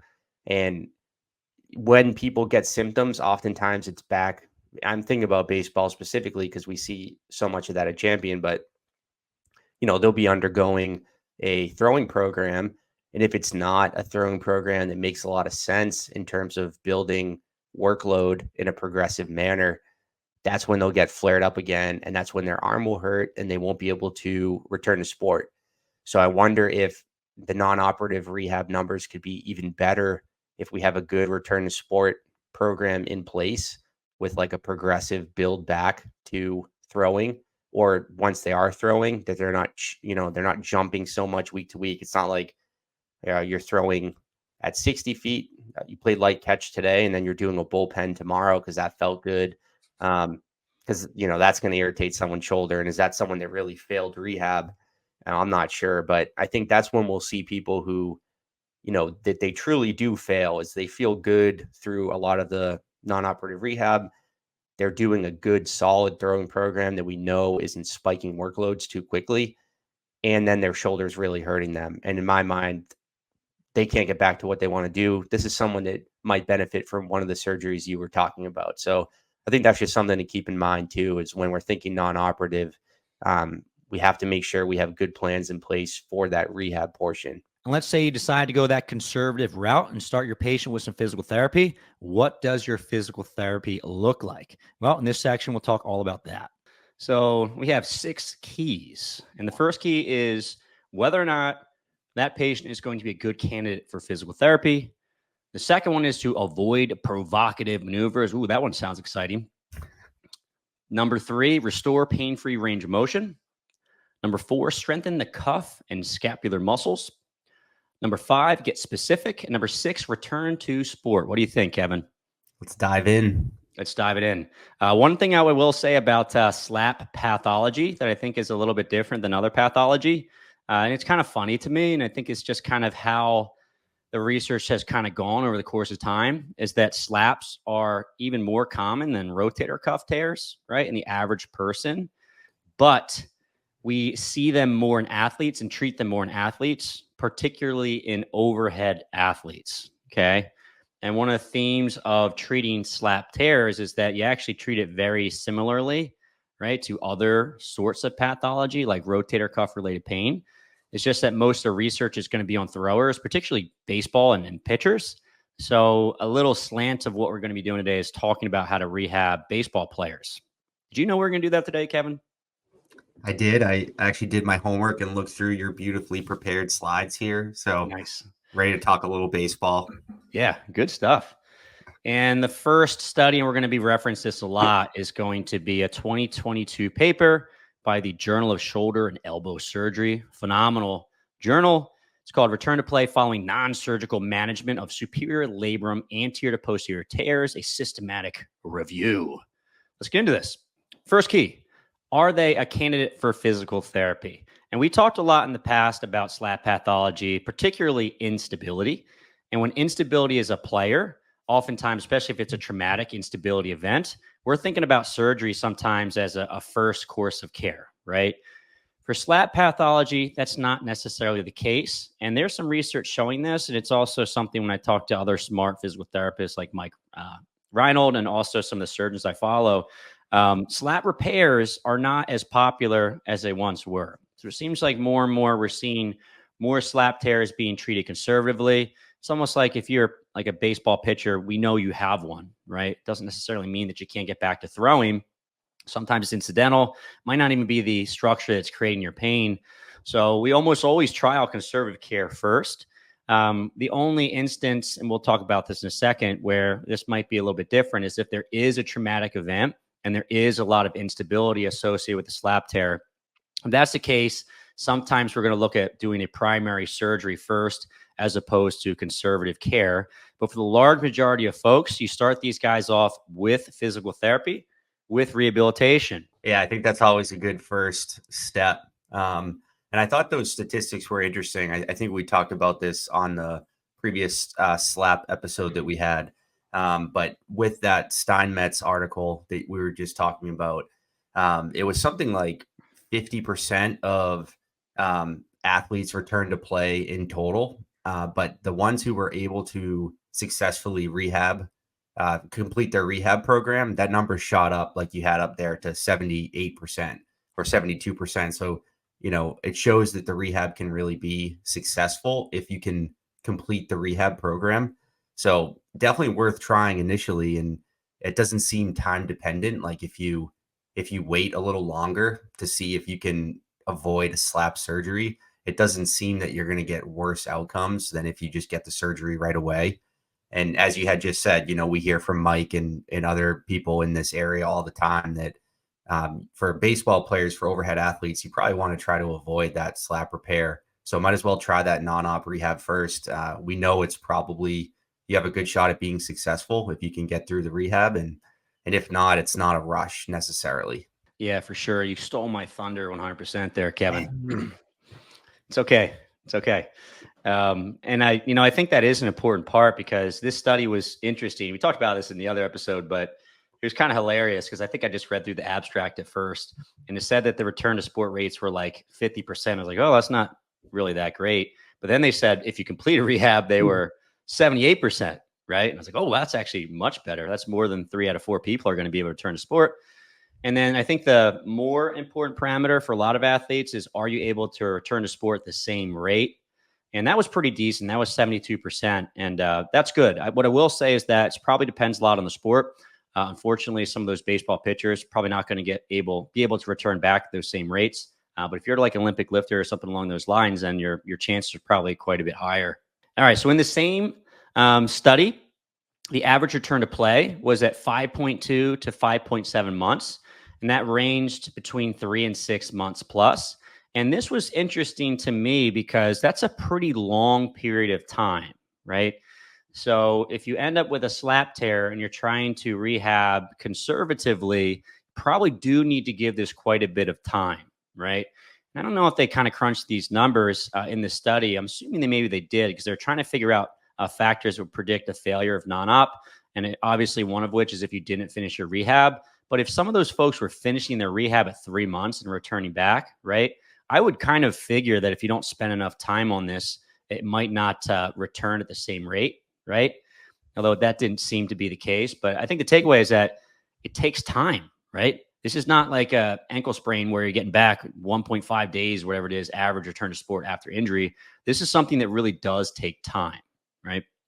In that study, I thought this was other pretty good number, and I'm stealing it from the last presentation, but the average number of visits that these folks had was somewhere between 8 and 28, right? And then the factors that predicted failure of non-op rehab, and I highlighted the ones that I think are important. So basically, if you play an overhead sport, your likelihood of getting back is a little lower, which is a bit sad because for the most part, these are the folks we care about the most with slap tears generally, right? So if you're an average person or if you're competing in a sport that doesn't have overhead activities as part of what you do, you're probably going to be more likely to have success. But the more you're into these overhead activities, you usually have a little less success. The second one was traumatic injury. We talked about that a little earlier, why that might be. So if you have a traumatic injury and you maybe have some instability associated with that, maybe that's one of the reasons why these folks are not getting back. The other one was concomitant cuff tears, which kind of makes sense, right? You had a worse injury. So if now you're getting cuff injury along with the slap tear, maybe now that's going to be a little bit worse. If you have, a bad enough rotator cuff tear acutely, you probably should get that surgically repaired anyway, right? One study also showed pitching as a risk factor for not having success with conservative rehab, and that's a little bit unfortunate too. So I do think that it's important to have expectations for the athlete that comes through the door. Essentially, the more they want to get back to an overhead sport, the more they want to get back to pitching, if they have concomitant pathology, all these things are going to mess up the rehab process a little bit. And the last thing I will say, and you can check out our last episode if you want more about this, surgical patients did fairly well too.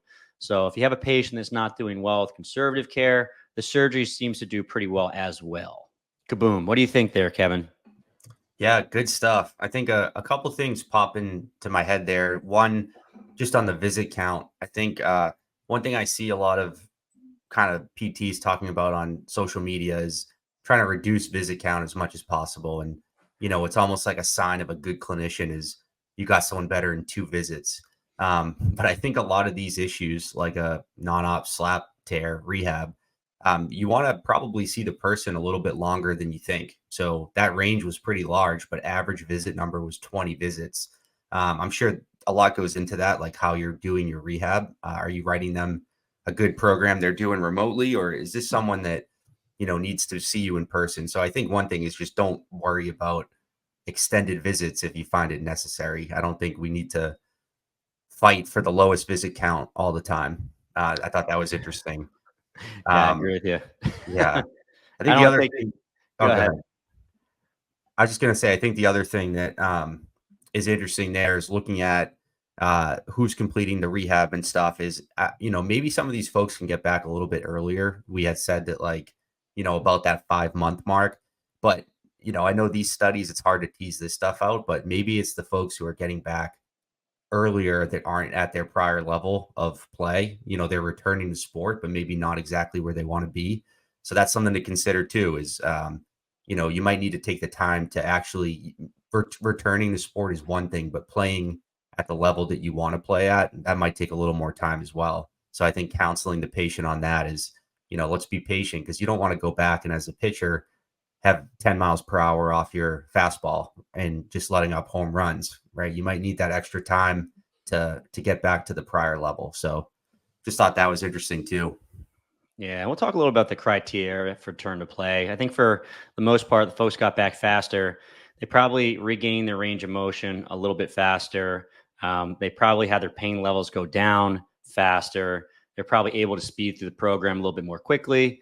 if there was a study, some of the studies had this, some of them didn't. We'll talk about that in a minute. Like an interval throwing program. Maybe they started it sooner, or maybe they had a shorter program. It's hard to know. You'd have to really go back and dig into each individual study, which I didn't do a ton of. I'll put a link in the show notes if you guys want to check out the study.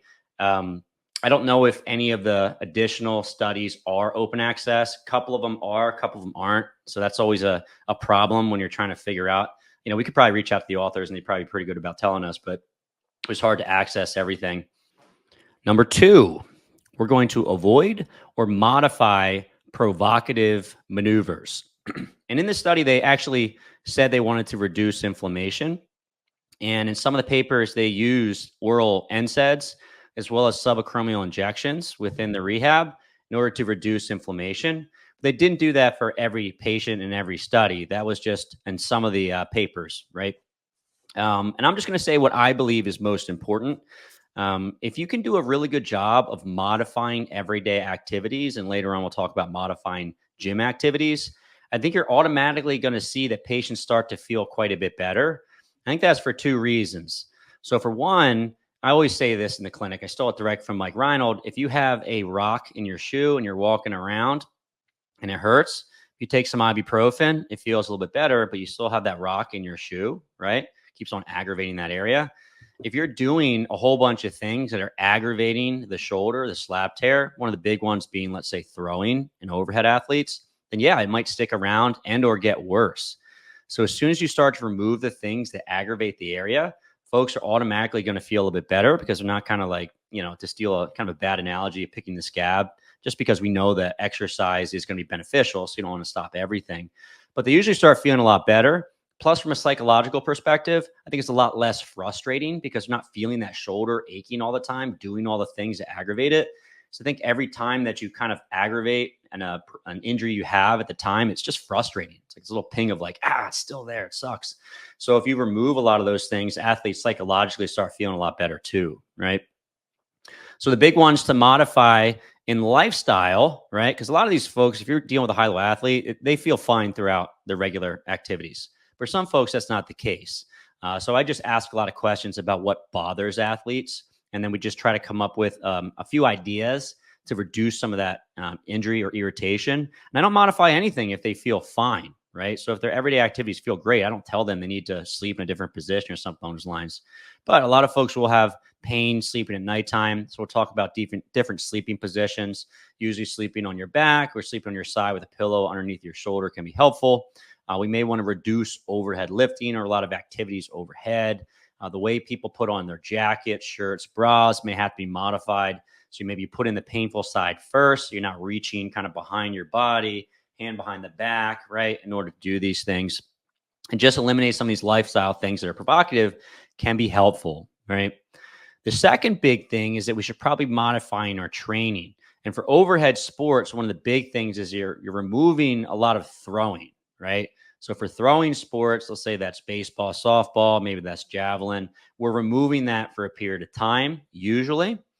We also could be removing serving. If you have a tennis player, a certain strokes really hurt, you can kind of remove that some, right? Serving for a volleyball player too.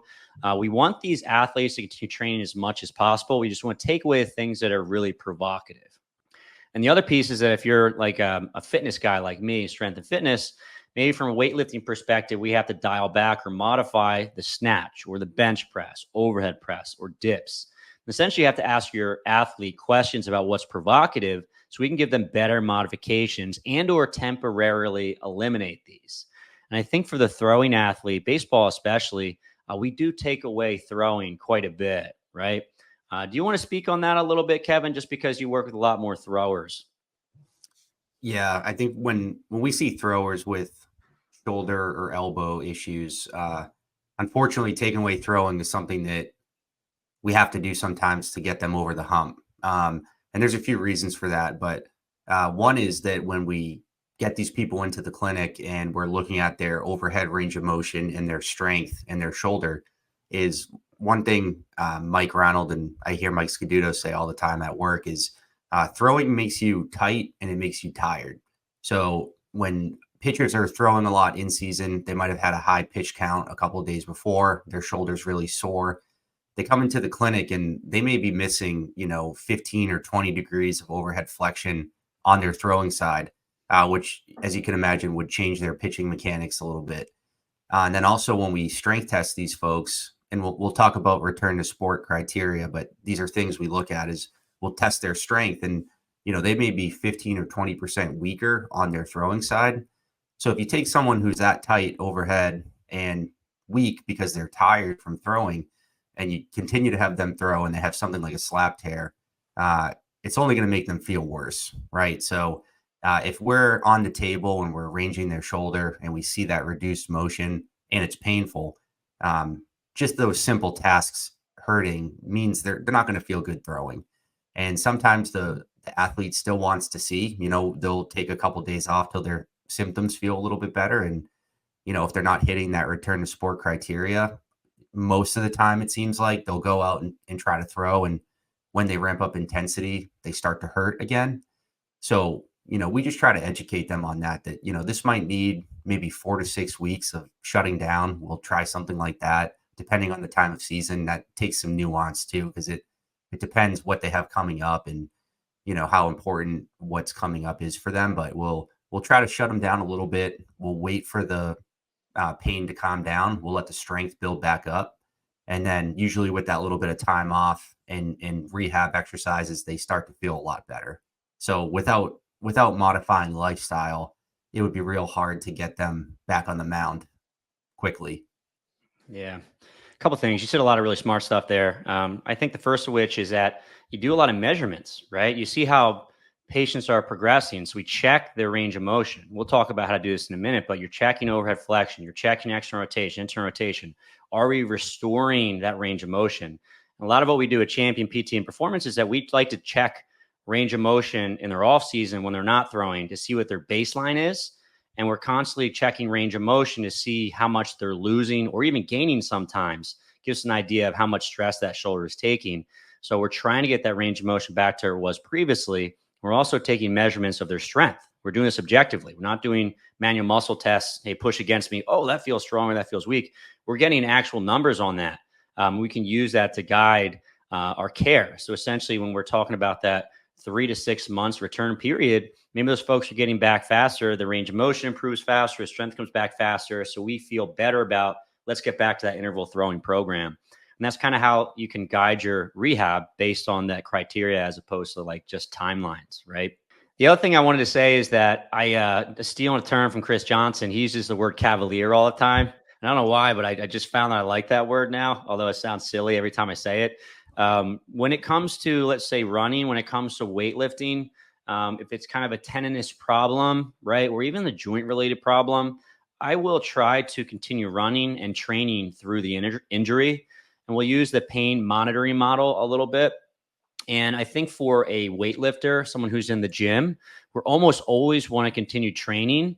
And we probably are okay with pushing through a little bit of pain as long as your symptoms are improving over the course of time. One of the things I learned at Champion is that we tend to shut down athletes more frequently if they're throwers. And I don't know if it's something specific about throwing, like the forces on the shoulder when you throw are just astronomical. And I imagine that's one of the reasons why.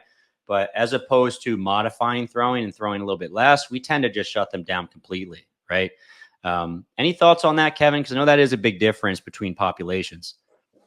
It is. I think what popped in my head as you were saying that is I think the injuries that a baseball player can sustain if they keep throwing through pain are more significant from a time loss perspective. So if a pitcher is throwing through, say they're having some shoulder pain and then they start getting some elbow soreness, in baseball pitchers, it's not going to be a like medial epicondylitis, right? It's going to be their Tommy John ligament. So if, what's at risk is missing a whole season, a whole year of rehab, it's a long journey. So I think the injuries they get just seem to be so significant. I mean, time loss injuries. So that's kind of what pops in my head there is like you said, the force is so high. They're throwing with such intensity that they're putting these small little ligaments on such stress that we have to be careful about trying to make a good guess about what their pain generator is, because if it's something like a ligament, out, or a joint capsule, it just can't take as much stress as your muscles and tendons can when you're in the gym. So it does seem like we have to approach this a little bit differently. Yeah, I'm blanking on the name of the author, but it was like an editorial on a paper, and it was called "Do Niggles Matter?" And it was in soccer players, so it's not necessarily baseball players, but that's very true. And that's one of the things that I try to educate my patients about. And the paper was basically looking at soccer players with a non-time loss injury. Essentially, they have some sort of injury that hurts, but they can basically still play. And if they play through that injury, are they more likely to get hurt? And the answer is yes. And it was something like 8 times more likely to have either a worse injury of the same area or a new injury, right?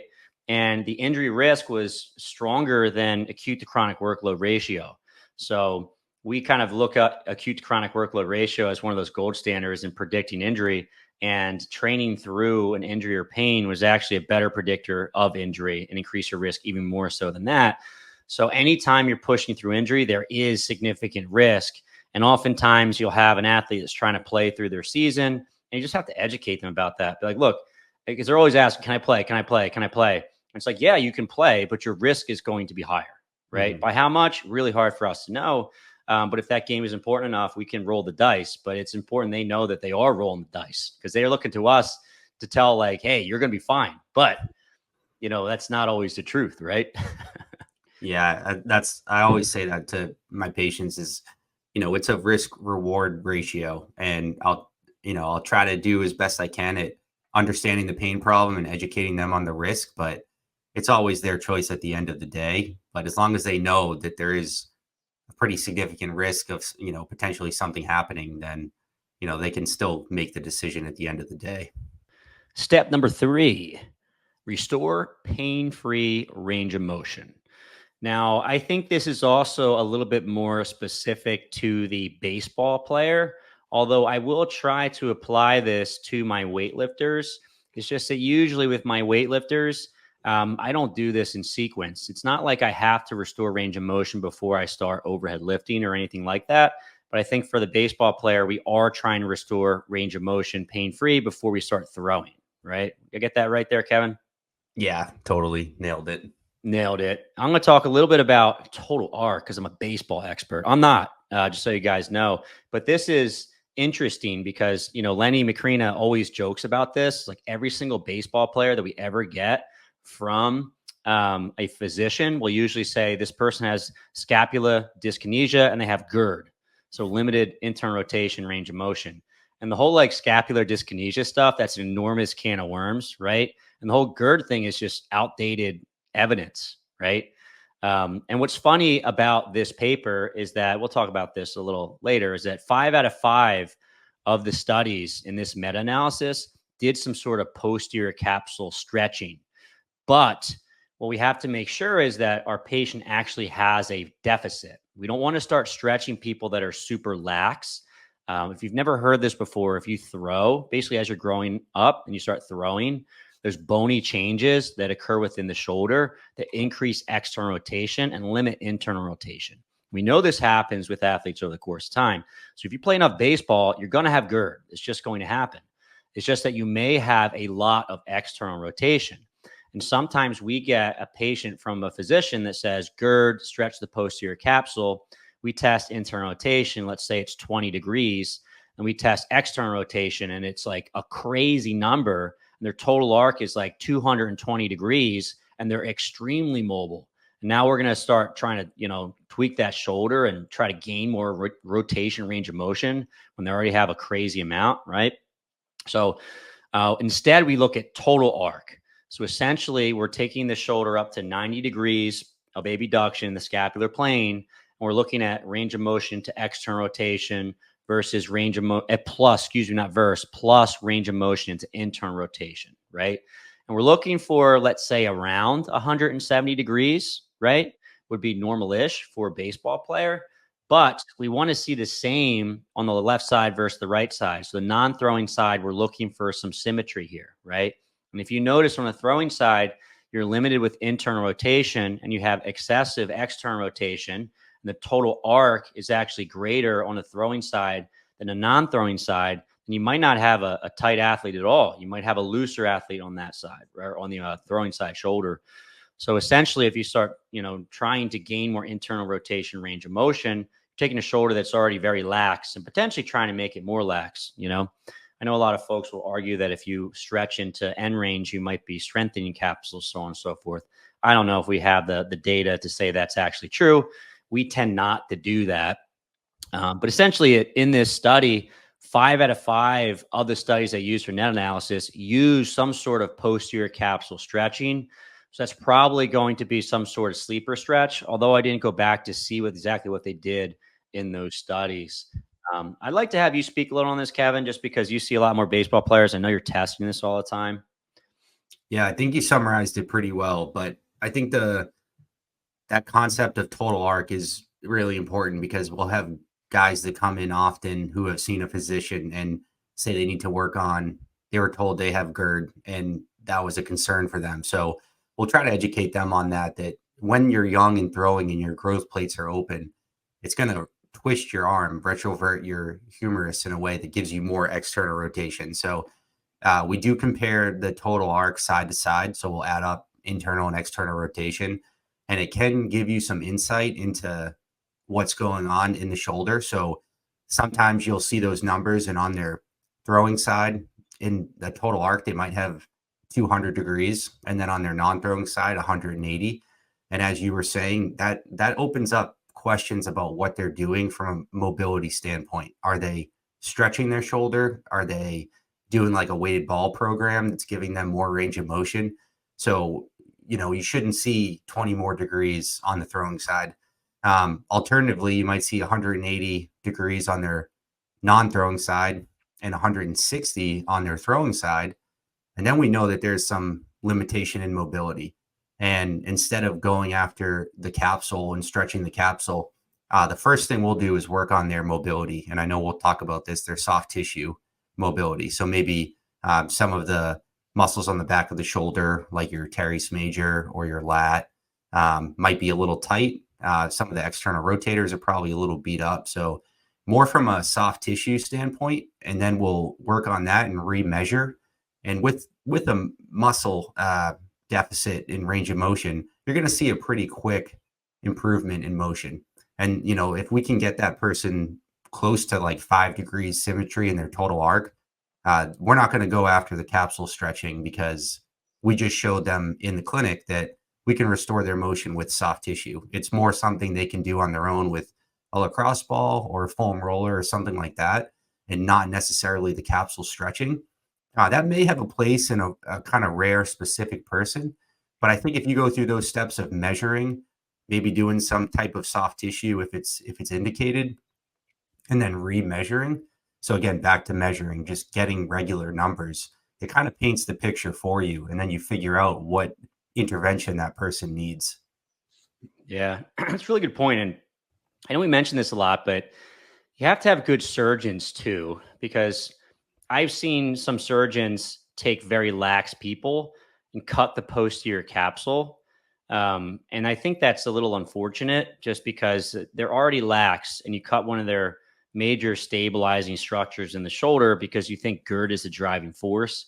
And unfortunately, there are some pretty bad repercussions to a surgery like that, especially in a lax individual. And they're kind of operating off of old data, right? And that's a bit of a shame when that happens, but it does happen. So I think that's why you need to make sure you have good doctors understand this, because even if you start looking through some of the research, especially a paper like this, like it seems like the clear intervention is the posterior capsule. We need to stretch that. And a lot of this is operating off of older studies. And I don't know what the keys are, right? Maybe we do need to stretch crap out of that posterior capsule, but we don't do any posterior capsule stretching at Champion. And that's kind of pioneered a bit by Mike Reinold and Lenny, just because they've worked with so many baseball players over the course of their career, over a decade in Major League Baseball. But it's pretty amazing how fast you can restore range of motion with soft tissue work. And I know that soft tissue work is kind of under fire right now. It's not that popular. But in a baseball player that's stiff, if you do 15 minutes of soft tissue work, some of the structures, you may completely restore the range of motion extremely quickly. And then you can also give them self-management tools, and we're not attacking those tissues that are probably irritated as much, right? I don't have to crank on internal rotation. That position's already a little bit irritated just from playing that sport. So we think it's kind of a win-win situation. We're not irritating irritated tissues, and we're using something that's relatively benign and something that the athlete can do on their own. And it usually is quite effective. So all right. So I wanted to talk a little bit about weightlifters because that's my world, right? And every person that comes through the SLAP there is not going to be a baseball player or baseball pitcher, right? I think these rules still do apply for, let's say, a tennis player, right? Or let's say volleyball. Those overhead athletes are going to be treated very, very similarly. I do the same exact thing when I have a tennis player versus a baseball player. Obviously, there's going to be some nuances. We don't have to cut back as much on all their tennis play. It's just the serving, really. And then you can have like a interval serving program at the end of their rehabilitation. We'll talk about these a little bit later. But largely, we're taking away throwing and we're working on restoring range of motion. For a weightlifting population, I'm usually modifying their training. So I'm trying to take away things that are especially provocative, but keep them training in the gym as much as possible. And then I want to restore the range of motion that's really important for that athlete.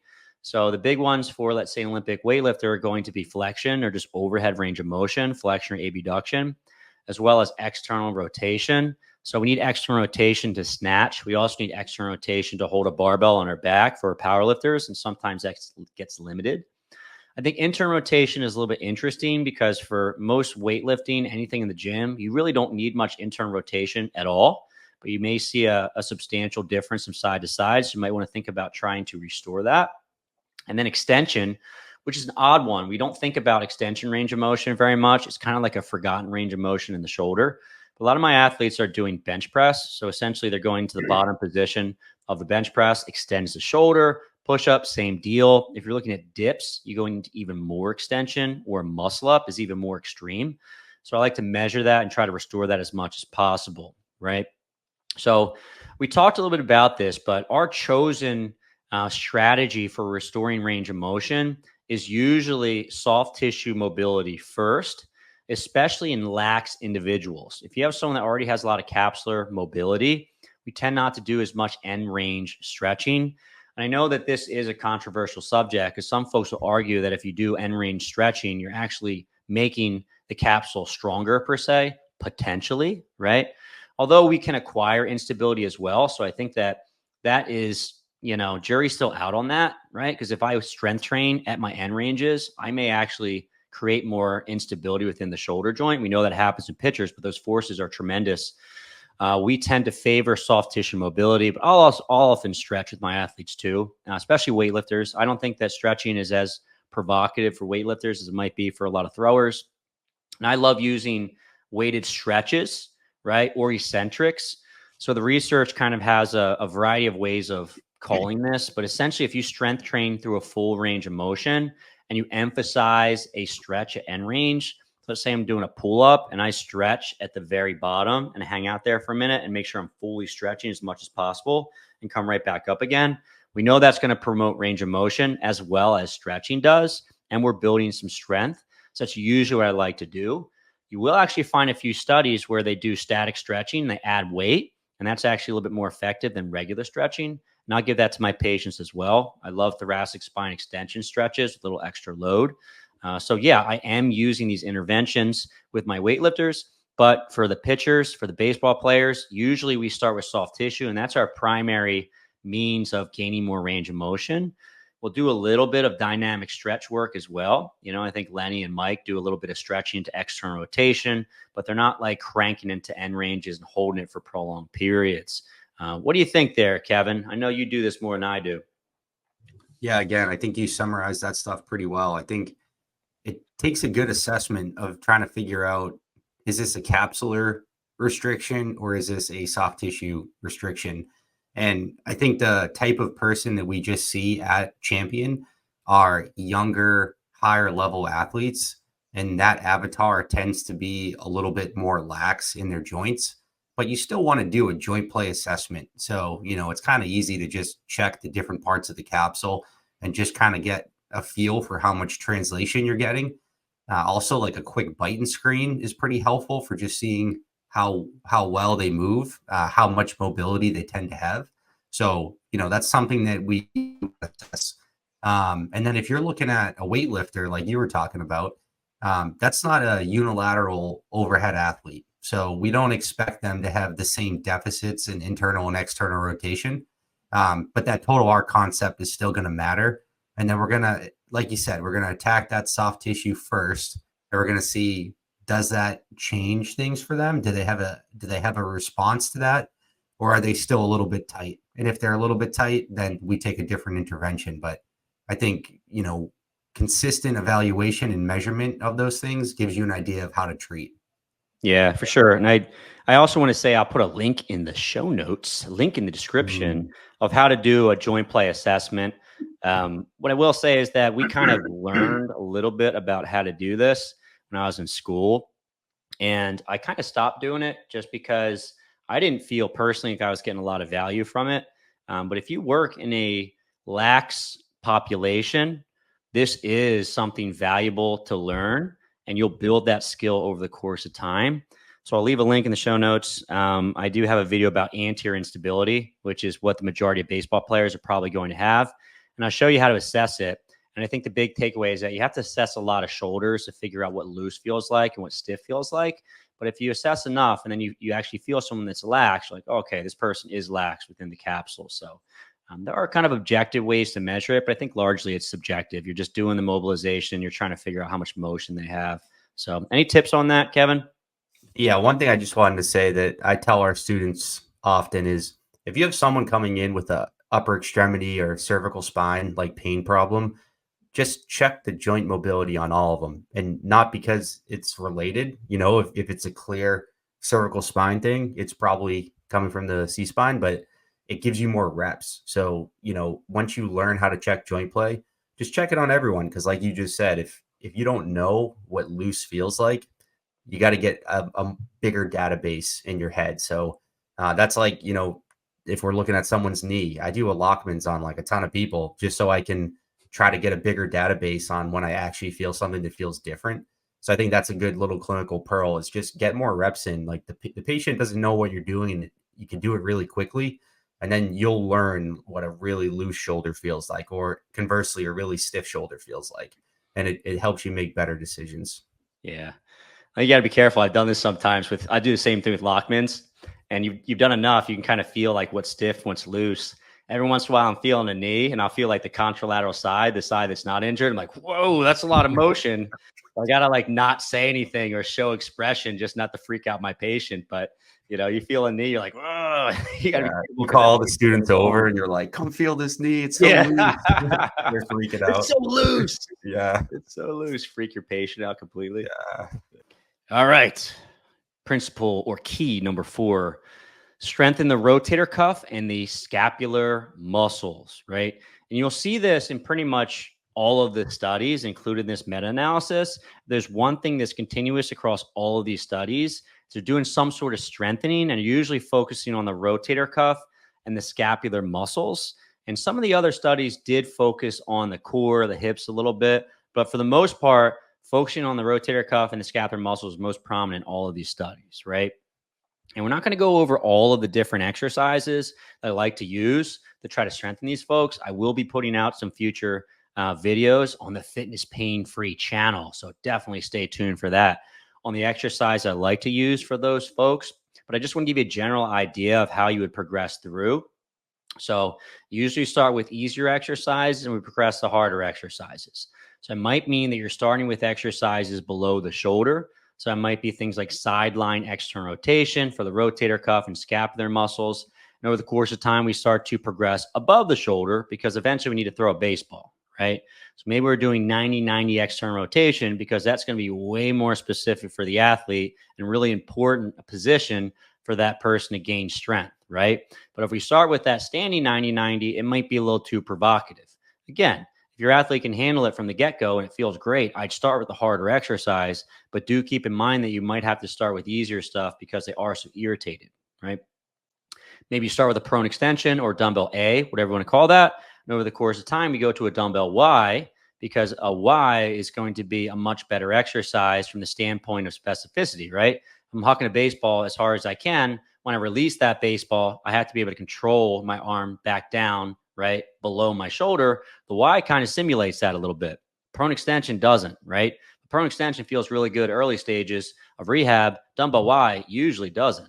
So you kind of meet the athlete where they are, give them the hardest thing they can tolerate well, but we're probably starting with easier exercises like the prone extension, progress into Y.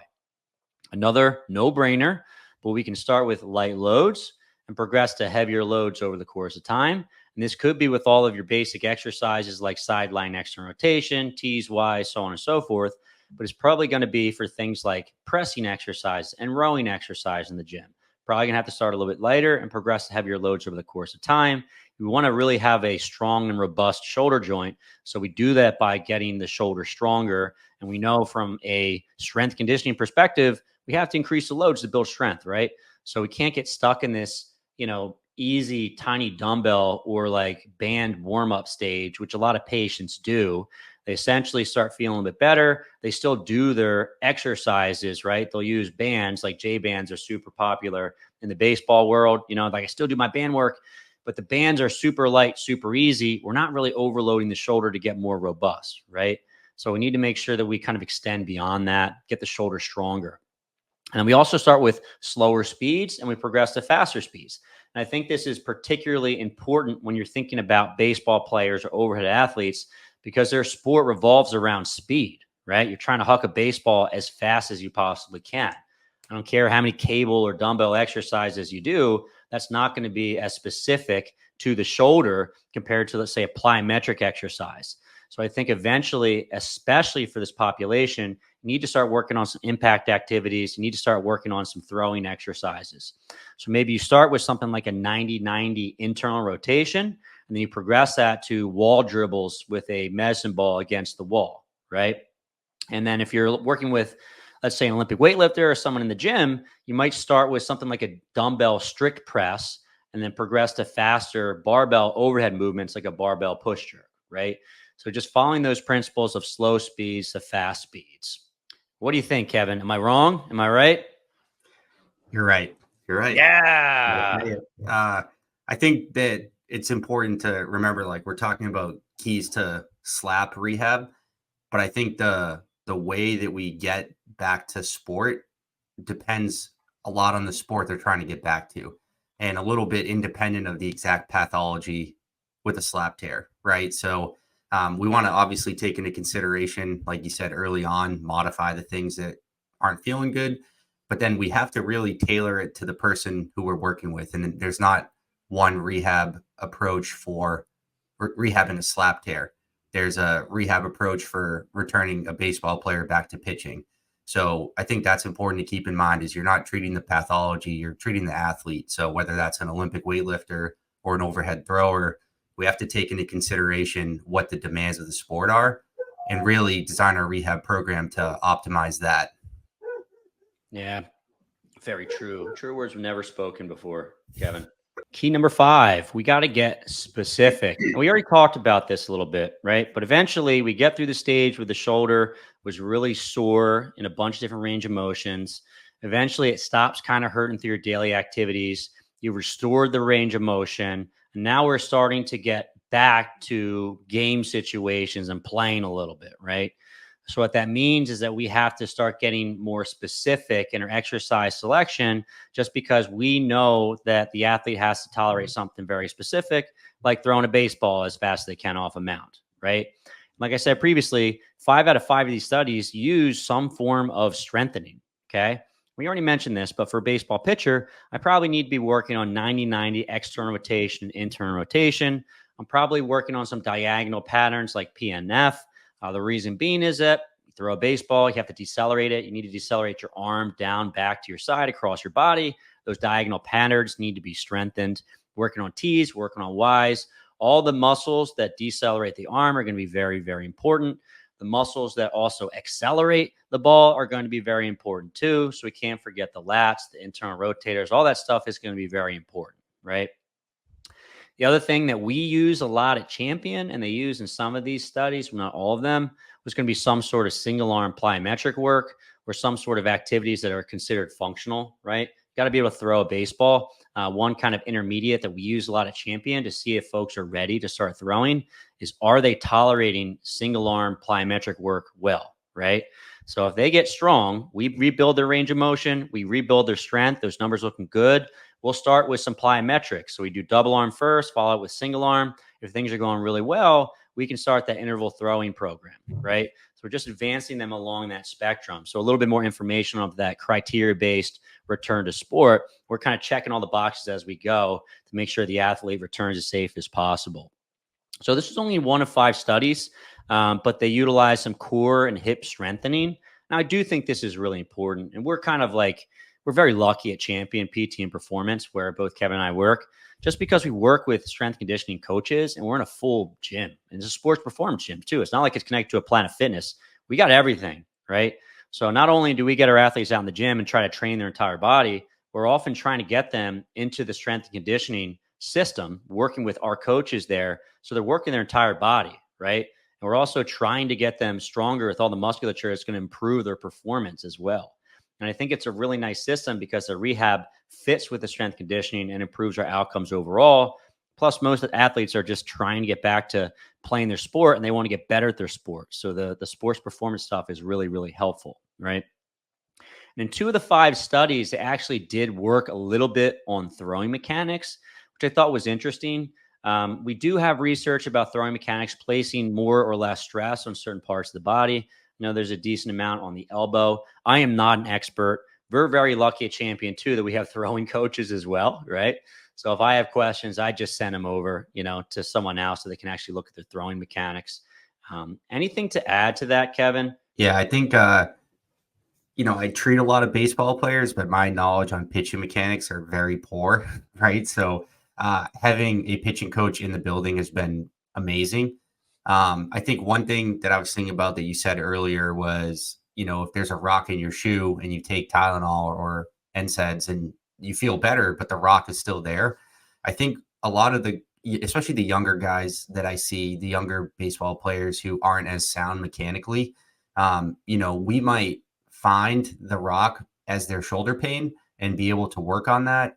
But if this kid is just throwing with his arm and he's getting bigger and stronger and he doesn't know how to use his body, I think hip and core strengthening would be helpful. And I think having a good assessment with a pitching coach would be really helpful to learn how to sequence a little bit better and improve their mechanics. So maybe they're reducing stress on their shoulder or their elbow. So, you know, that's definitely like a higher level piece of the rehab, and you might not be the best person for it. But making connections, if you do want to see more overhead athletes, I think having good strength coaches that you can refer people to, or having a good pitching coach. And I think these days online, you can find people more and more. So I think that's going to be important for people too, because you can get their shoulder better, but you know, this issue might come back if their mechanics are crappy and they're just throwing with their arm. So definitely something I would like to see more of those studies include. And I think it would be really helpful for the patient. Yeah. I just want to second what you said. I think when I started as a physical therapist, if I didn't know every aspect of care from rehab to high level performance, I felt like a failure, right? I'm not sure if other PTs maybe feel that or new grads, but one of the things I've realized over the course of time is that you don't have to know everything. It certainly helps to have an idea, help folks out. I think the other piece is that there's always going to be people that are better than you are in a specific niche, right? So like I am doing a disservice, even for my like elite Olympic weightlifters. Like I've done a lot of research about the mechanics of weightlifting and weight training. I've done it for years myself, and I've coached a lot of other folks, coached some high level guys, but I still think I'm doing a disservice to an athlete if I'm trying to coach them when I know I have a better coach, right, in my network, right, that does this every single day and they're extremely good and they do that for a living, right? It's kind of stupid for me to think like I'm going to be the expert. I'm not. I'm a physical therapist and I do physical therapy all day. I'm good at physical therapy. If the Olympic weightlifting coach was trying to do physical therapy, I'd be like, all right, well, that's a little odd. And maybe they're doing a great job. I have no idea. But I think that just finding really good people and reaching out and referring is really helpful. It helps to improve your outcomes, and it takes a little burden off you, right? You don't have to know everything about pitching mechanics or whatever it is. And in fact, you're probably going to do a disservice if you're trying to do that, because there might be someone that's better than you. So, key number 6, and the last key, is returning to sport, right? And we already talked a little bit about this. We have some criteria that we want to see kind of on each stage, all the way back to return to sport, right? And we'll talk about a pitcher just because I think that's been the theme, but this is going to be very similar for, let's say, tennis or volleyball or other overhead sports, right? So first and foremost, looking at full pain-free range of motion. And we want to see that symmetrical total arc side to side. More or less, we want to see that flexion the same side to side, just because an overhead athlete, obviously you're using those ranges of motion. We want to make sure they have a completion of a graduated rehab protocol. This one's very nebulous, right? Like, what the hell does that mean? Did they finish rehab? Did they not finish rehab? What does rehab consist of? I think what it probably means to me is that you start with some easier exercises. You make sure they're tolerating that well. You go to harder exercises the same way we described.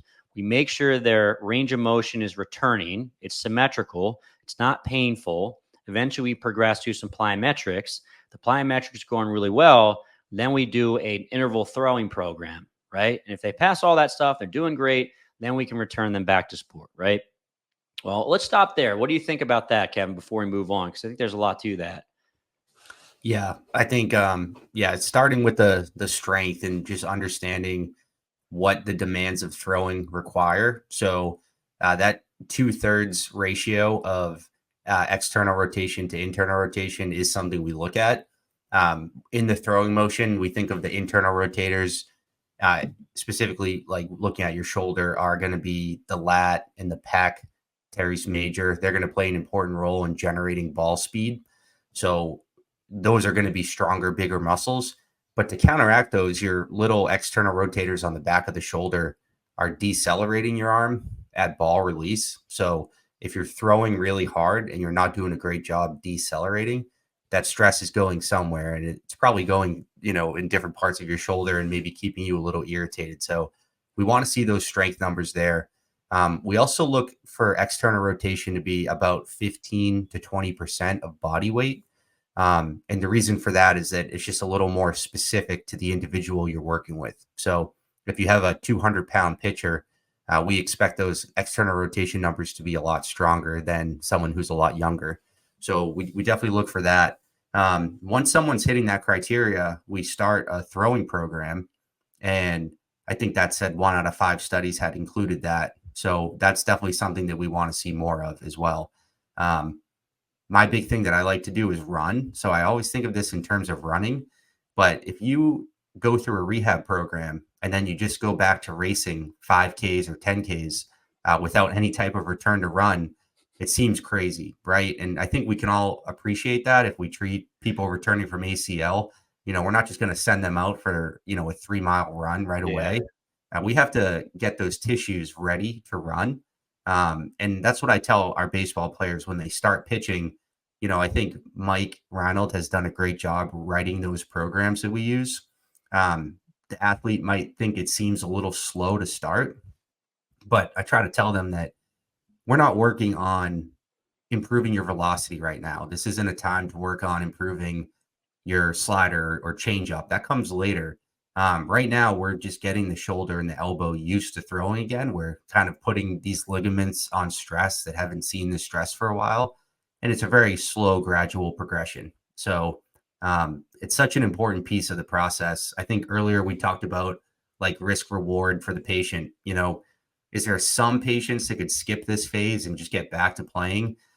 I mean, maybe, but why are you going to risk all that hard work you just did? You want to slowly build back up, especially if you're pitching, then you got to get off the mound. So you go through your long toss program and then you go through a mound progression. So it's a long process, but it's to condition your arm to get used to throwing again after that extended time off.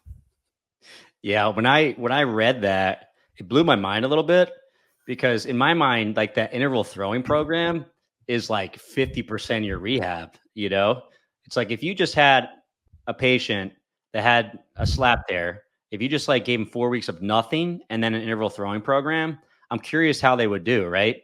Because you unload them, and then the interval throwing program is such an important part, right? It's like when someone has Achilles tendon pain, we'll probably modify the way they run, but their running is probably rehabbing them, right? So just the fact that like around 80% of these players returned, and then in most of these studies, there was no interval throwing program. I couldn't even imagine that, right? So I don't know. In my mind, it's like, well, maybe you can be a little bit debonair and skip some of these steps. I wouldn't, right? It's like, I can't, like, we very rarely don't give someone some sort of interval throwing program to return or a return to run program.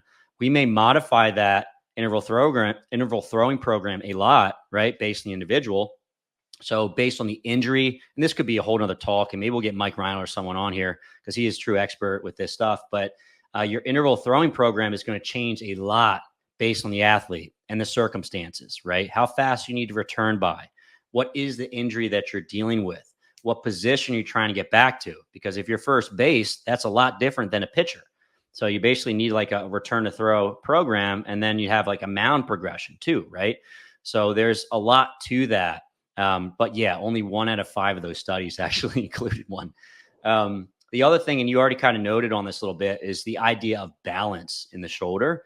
And I think this is something that the physical therapy community has taken and completely ran with every single type of athlete. And in my mind, it's super specific to throwers and overhead sports like tennis. So essentially you have one set of muscles that accelerates the ball or the racket, and another set of muscles that decelerates the ball or your arm, right? So essentially, if your acceleration muscles are stronger than your your deceleration muscles, you can get an injury. And that's the whole theory. Let's make sure that your deceleration muscles are strong enough, right? A little pet peeve of mine is that, we'll try to take this data and apply it to like a power lifter, right? And if a power lifter is bench pressing, their acceleration muscles are nearly identical to their deceleration muscles, right? So we might be working the back of the shoulder, but for different reasons. So that this idea of balance, I think, is mostly for a pitcher. However, it is really important. So I think that that is very valid. Going back to our slides, the other thing that you can utilize, so those numbers that Kevin just talked about are great. So we're looking for that ER to IR ratio somewhere between 2/3 to 3/4. It's pretty amazing what you'll see sometimes in athletes. We've seen guys that have like 70 to 80 internal rotation and like 20 to 30 pounds of force in external rotation. Like you'll see that quite a bit. And like these folks will get weaker into external rotation oftentimes over the course of a season. So if you're halfway through the season, shoulder's getting a little beat up, your external rotation strength has gone in the toilet, that's a sign that maybe that shoulder is taking a beating. Maybe they have to back off a little bit, right? Especially if it's starting to get painful. So you can also use normative data in order to figure out how much external rotation or internal rotation your athletes need. So I'll leave a link in the show notes for professional baseball players because there is some data, and it's data for different position players too. So essentially non-pitchers versus pitchers. But you also see normative data in regular people, so a general population. Now keep in mind, that's probably not as important as with a baseball player, but you'll have normative data for average people. There's also some normative data for swimmers and some other sports too. So if you want to do your due diligence and try to get their strength up to a certain amount, you can compare that against peers, right? And that's probably the best way to do it. Just because for my weightlifters, we don't have normative data. So I'm a little bitter, you know what I mean? It's like, what's the internal rotation, external rotation strength of a power lifter? Like we don't have that, and I didn't do a PubMed search prior to this. Like there might actually be that data. I just don't know about it. If someone knows about that, send me a comment. But yeah, you want to make sure that you look up and see if there is normative data, and that's maybe your gold standard of where you want to get your patients over the course of time, right? And the last piece is just that the return to sport takes time for this injury, around 5 months or more on average, right? One of the things I will say is that you might find that those weightlifters get back a little faster, potentially, maybe, right? Maybe the pitchers, you have to slow things down. We know that they don't really get back quite as fast, they don't have the best success compared to other athletes. Maybe you want to slow things down a little bit for those folks, but that's just an anecdote. I'm not sure if that's actually true. So any thoughts on that, Kevin? No, I think that was a good summary. I think it does take time. That's the thing that we want to talk to these folks about. And I would imagine it takes time to get back to the prior level of performance, which is what most of the people we see want to get back to. They don't want to just get back into games. They want to get back into games throwing as well as they used to, or, better than before, which sometimes can happen with a little downtime and good rehab. And, sometimes people feel better than they've ever felt. So I think it takes time and just, educating the patient to trust the process and work on these impairments. And you might not need a slap surgery, maybe we can avoid it and get back on the mound successfully. If you're watching this on YouTube, please, please, please hit that like button. Consider subscribing to the channel if you enjoy this. If you're listening to the podcast version of this, please give me a 5 out of 5 rating. It helps tremendously. And lastly, if you want to go that next step and support me further, consider subscribing to Fitness Pain Free Insiders. So Insiders is like Netflix for physical therapists and coaches working with painful folks in the gym.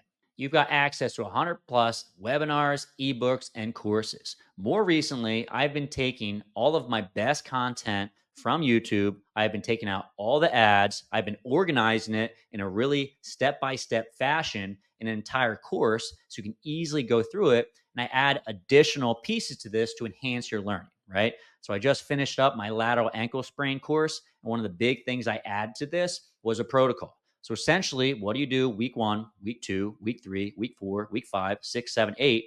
You know me, I like working with athletes. I like working with really fit and strong people. So it's going to be a lot more robust than your typical protocol. Also, you have access to me. So inside of Insiders, you can leave a comment and I'll get right back to you. I also have physical therapy CEUs inside of Insiders. So if you take the course, Essential Coaches Series, get a bunch of CEUs. And what's even better is you can start for just $1. After that, it's $25 per month. It's going to be the cheapest CEUs you can get. It's by far the highest value program that I offer at the cheapest price. So head over to fitnesspainfree.com, click on the program's link, and then click on Fitness Pain Free Insiders to get started. I'll also leave a link in the show notes where you can check it out.